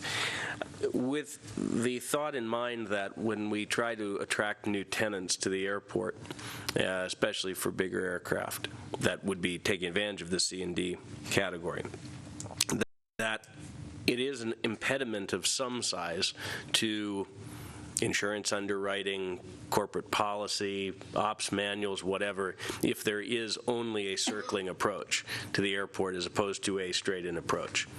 Now, granted, we know that there are many straight-in approaches that you ask yourself as a pilot, how in the world did this get called a straight-in? Because it's almost impractical to fly it as anything other than the circling approach. But there's a reason why it got shoehorned that way, and that is because it flips the bit and makes the difference as to whether a certain tenant can base their aircraft practically at the airport or not. So I'm not mentioning anything here, Tim, that you don't know well. I guess it just comes back to me that it's really important that every possible option be exercised to get a designated runway number approach for Category C and ideally D airplanes. And I know that that's what you're working towards. Is there any other possible angle here? I mean, it seems to me that what you're conveying is thinking back to what you've said in previous reports, which is, well, if we get dinged at this level as we've pursued this course, then you have this recourse and this appeal, and you'd kick it up a level. It sounds from all of the feedback that you're giving us that there's a categorical hard stop with the approach we've tried to, no pun intended, that we're trying to take here, and that we cannot, no way, no how, utilize obstruction lights to mitigate this problem of the obstruction plane penetration. Is there anything else, like maybe when the data from the New Aegis survey is incorporated into flight checks, something shifts just enough? I mean, is there any possible road to getting a numbered approach for Cat C aircraft? The only way that I see from our level is an LDA with vertical guidance. That's the only way you're going to get a numbered approach for larger aircraft, for C and D. An LDA?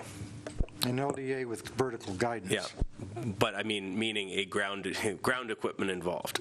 That's correct. So this is beyond the realm of the political, this is beyond the realm of the who do you know, this is now just at a hard terps definition. After talking with one of the other inspectors at Renton, Washington, he made the statement that if you hold your breath for 6 months, the criteria will change. Sometimes better, sometimes worse. It has gotten worse.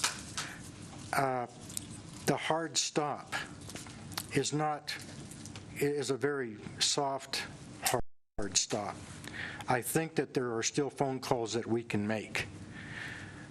But as far as our level is concerned, we're at a hard stop unless we go and make those phone calls.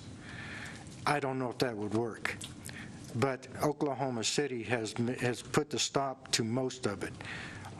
As far as the C&D approaches at our level, they can only be done with a GPS Bravo approach, not a numbered approach. But I do have them starting at Chime intersection that is on the GPS runway 27 approach.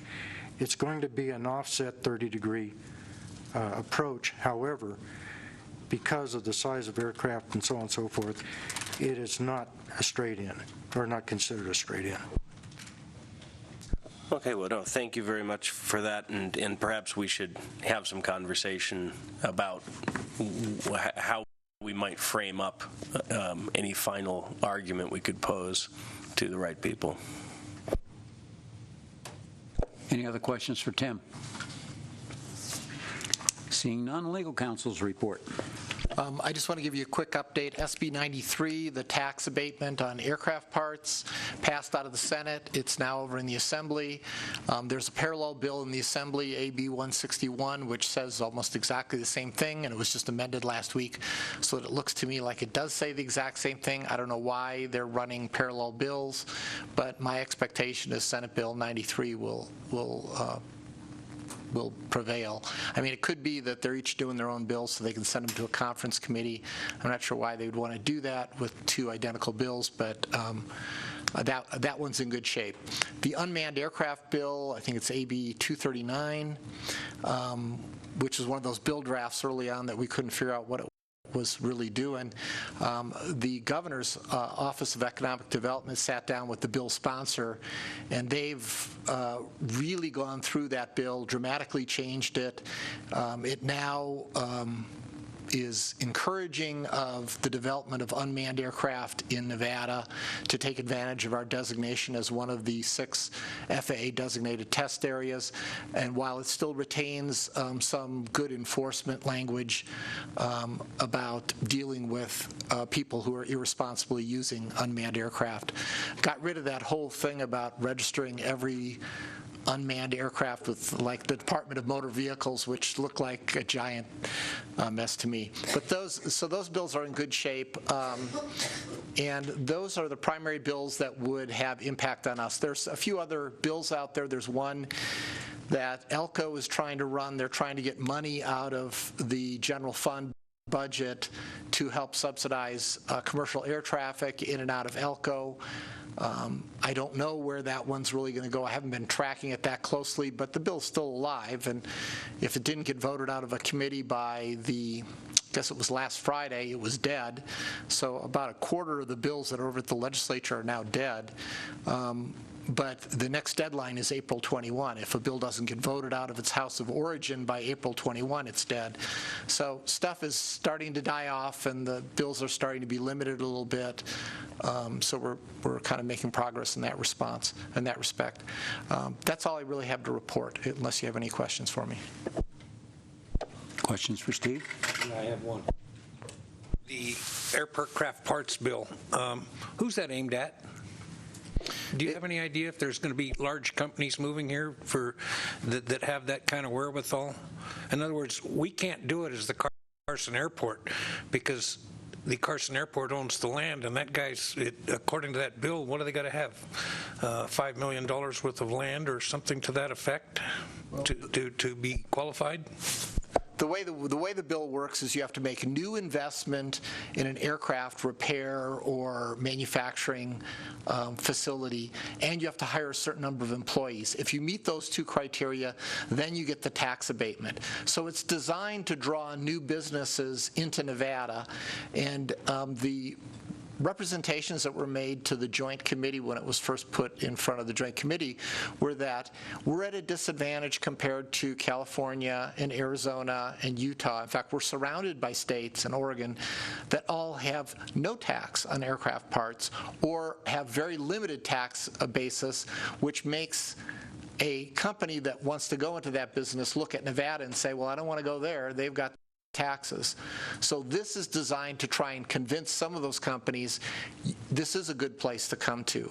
So it does require a new investment and new employees. As a result, it's probably not going to impact the smaller, operations, much like your operation and the other repair facilities on the airport. We're probably too small to see a direct result. But, I'll tell you, if one of the large companies came here and started doing it, I have a feeling it would generate business for the other businesses, because the large company that would come here would probably be focused on just certain aircraft and certain high-level repairs. I mean, I don't know where the people take their business jets right now, but I suspect they take them someplace other than Nevada to do their annual maintenance and do any kind of upgrade work that they're doing. And so that's what it's really geared to.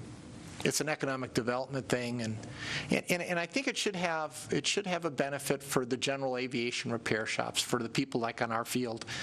But I think we'll have to kind of wait and see how that develops to see that occur. Anything else for Steve? Treasurer's report. Okay.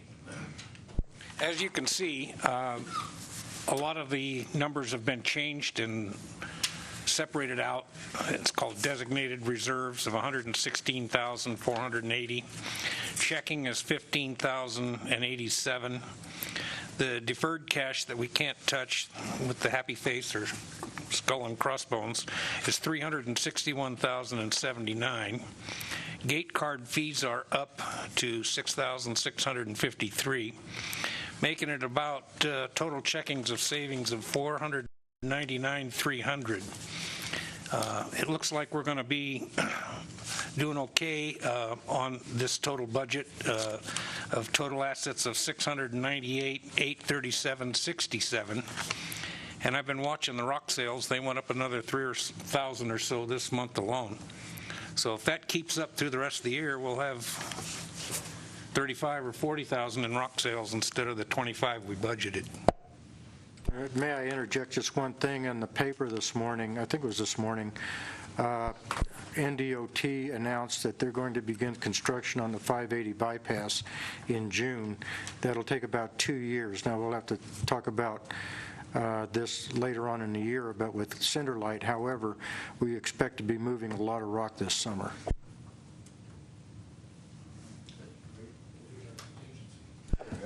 Report from authority members. Anybody have anything?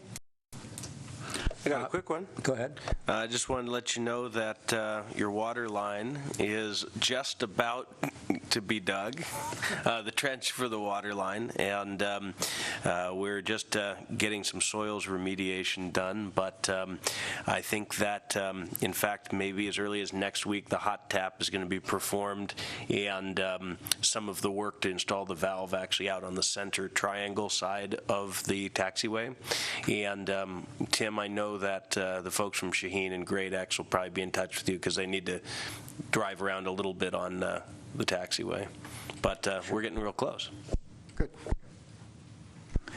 I have one comment. I would like to simply remind the board that we have to think a little bit. We are required to hold new board elections for officers of the board by July, by the end of the July meeting. We can do it at any time between now and then, but we have to do it by July. So those of you that want to volunteer for indentured servitude, please please consider what level of pain you you wish to endure. That's all I've got. I see no one in the audience tomorrow, so I guess there won't be any further public comment before the state even let us. Let's see, agenda items for next month. Tim, you're going to check with Beth to be sure that we, if we have to vote on an item regarding the budget augmentation, that is done at that meeting. We also have the tentative budget approval. And as part of that meeting, Tamar has requested, and I wanted to poll the board on it, in order for us to have recorder coverage for that meeting, we would need to do it earlier in the day. We wouldn't be able to be an evening meeting. So we would like to see if it's possible to hold that meeting at noon on, what day is that, Tim? What date? So people can check calendars? It's Thursday, 21st, May 21st. 21st, I believe it. Thursday, the 21st, I believe it is. Can we not do that at the airport? Can we do the meeting? Yeah, we do the meeting at the airport because this room is occupied by the Board of Supervisors. May, yeah. I can't do it. It's a board meeting. Yeah, well, that's, yeah, you can't come to the meeting no matter what unless we do it after the Board of Soups ends. On the 21st, yeah. Yeah, but we have to hold our meeting that day. Beth recommends about 4 o'clock in the afternoon, if that works for everyone. I'm sorry? Beth recommends about 4 o'clock in the afternoon on that Thursday, if it works for everyone. Beth, I'm sorry. Tomorrow. So tomorrow, you could do it as late as 4? Mr. Chairman, I scheduled vacation thinking the meeting was on Wednesday.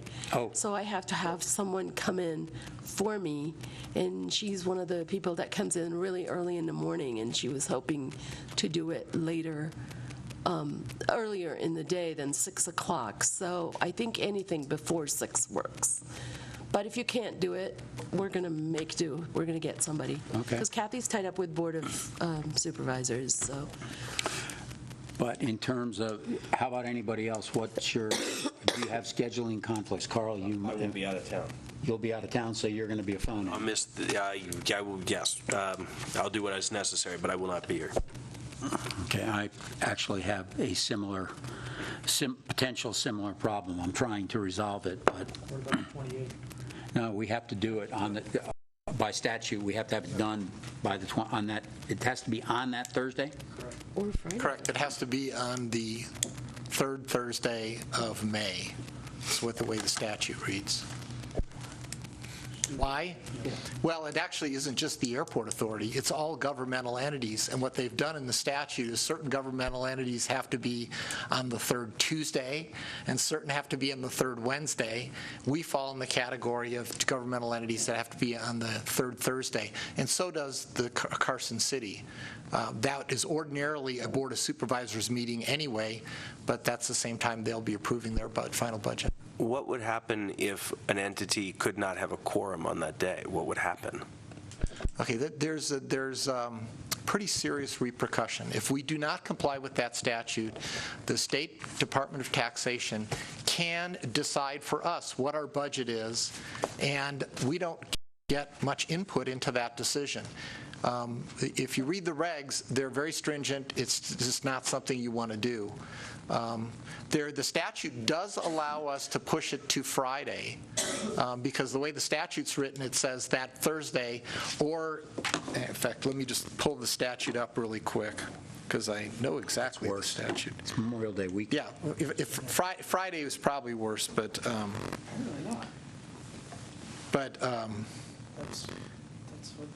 if we don't have, I mean, even if we have just telephonic approval, I mean, if we can find an ideal time during the day where people can just get to telephones, the only critical thing that has to happen at that meeting is the approval of the final budget. Anything else that we have, and I have some other items, my thought is to push them to the next meeting after that.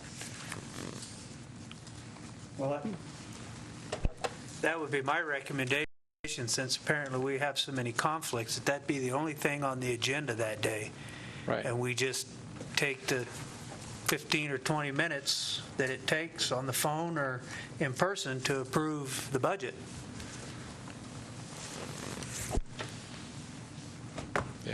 I think so, too. Well, yeah, I mean, if we have the option to do a phone-in, then that makes things, maybe for some folks, easier. I'll be there. Can we hold a regularly scheduled meeting on the Wednesday and then do a phone vote for the budget on Thursday? Well, yeah, we can hold a regular meeting. We can hold that meeting anytime we want to. We just have to hold at least this budget meeting on the third Thursday, on May 21st.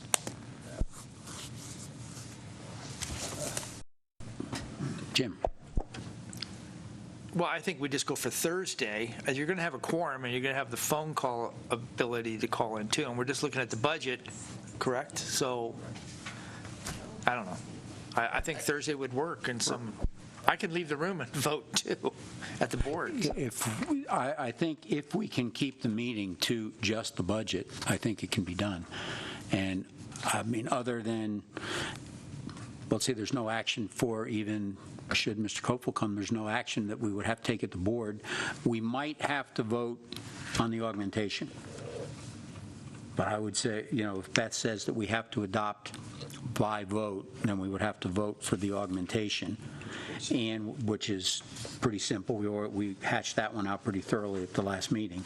So then what we need to do is then vote for the budget, and we would have to just be sure that any questions or comments were funneled to Tim early enough for any requested so this doesn't wind up being a very long meeting. The last budget approval meeting wound up being rather lengthy because we took the whole budget apart during that meeting. Right, so if you can just figure out what's the best time of day on that Thursday, May 21st, and I guess it's going to be driven by the people who are traveling or have other commitments. Is there a good time for you to sneak away from your commitment? My question, I was thinking if we were going to try and do it telephonically for a couple of people, Jim, yourself, probably the time that you could do it would be lunch. That's when you could sneak away from whatever else your obligations were and call in. Could we make it a noon meeting on that day? Carl, would that help you to be able to step away from? Sure. Jim? And I'd probably be able to attend. Usually Okay. we break 12 to 2. Okay, then why don't we set the meeting for 12:15? That gives you time to get over if we need to, or call in, which either way. Tim, you can arrange for some mechanism for people to call in if they need to. And right now, we know at least Carl does, and I have a vague possibility, a family issue that may require me to be elsewhere, but I'm trying to avoid that. Yeah, we'll just get whoever has an extra cell phone, including mine, we'll charge them up and have them ready. Yeah, if you're both going to be not present, who takes over the meeting? Treasurer? Okay, as long as we know. I'd say right now I'm 50-50. I'm hoping to make it not be a problem. But anyway, okay, so we'll make the meeting at 12:15. We will keep it to just the budget and the augmentation if necessary. Other matters, if we have to hold another special meeting for something else that comes up that's urgent, then we can do that through the regular notification process. Sounds good. That should be the plan. Okay, anything further on agenda for future meetings? Then we stand in need of a motion for adjournment. I just have one question. Do we have to, for new board members, put it on an announcement, a termination date on that? In other words, do we have to announce there are openings on the board to the public? No, that's a city function. That's not our job. That's Okay. the Carson City. Supervisors, but I didn't know. And Carson City did that, and they issued an announcement, and the closing date was the 9th, I want to say, and they have two applications for the open seat. Okay. I have a couple of agenda items, but we're not going to put them on for the special meeting. But I just want to mention them because I kind of keep missing them. One is there's one item that Member Griffin was one of the moving parties on that I would like to just put on an agenda and have you confirm it. It was a majority unanimous vote, so arguably there's no need to cure that, but I just don't like having a defect out there where somebody who really wasn't supposed to be serving because they weren't qualified made a motion. And I'll kick that off for another one. And then the other thing is we need to have some kind of security service contract or something, because right now we don't have a contract.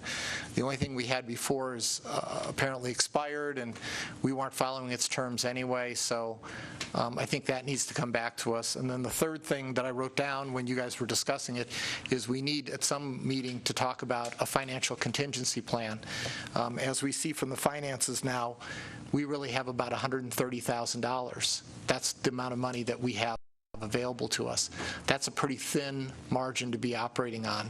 And so I think that those of you who have recommended that we at least look at some kind of contingency plan, I think that needs to be on a future meeting, as Member Shirk mentioned. And so those are all things for future meetings, but not for the next meeting. Thank you. Anything further on agenda items for the future? We stand in need of a motion for adjournment. So make a motion, we adjourn. We have a motion. Do we have a second? Second. We have a motion and a second. All in favor? Aye. Opposed? I'll kill you if there are. We're adjourned.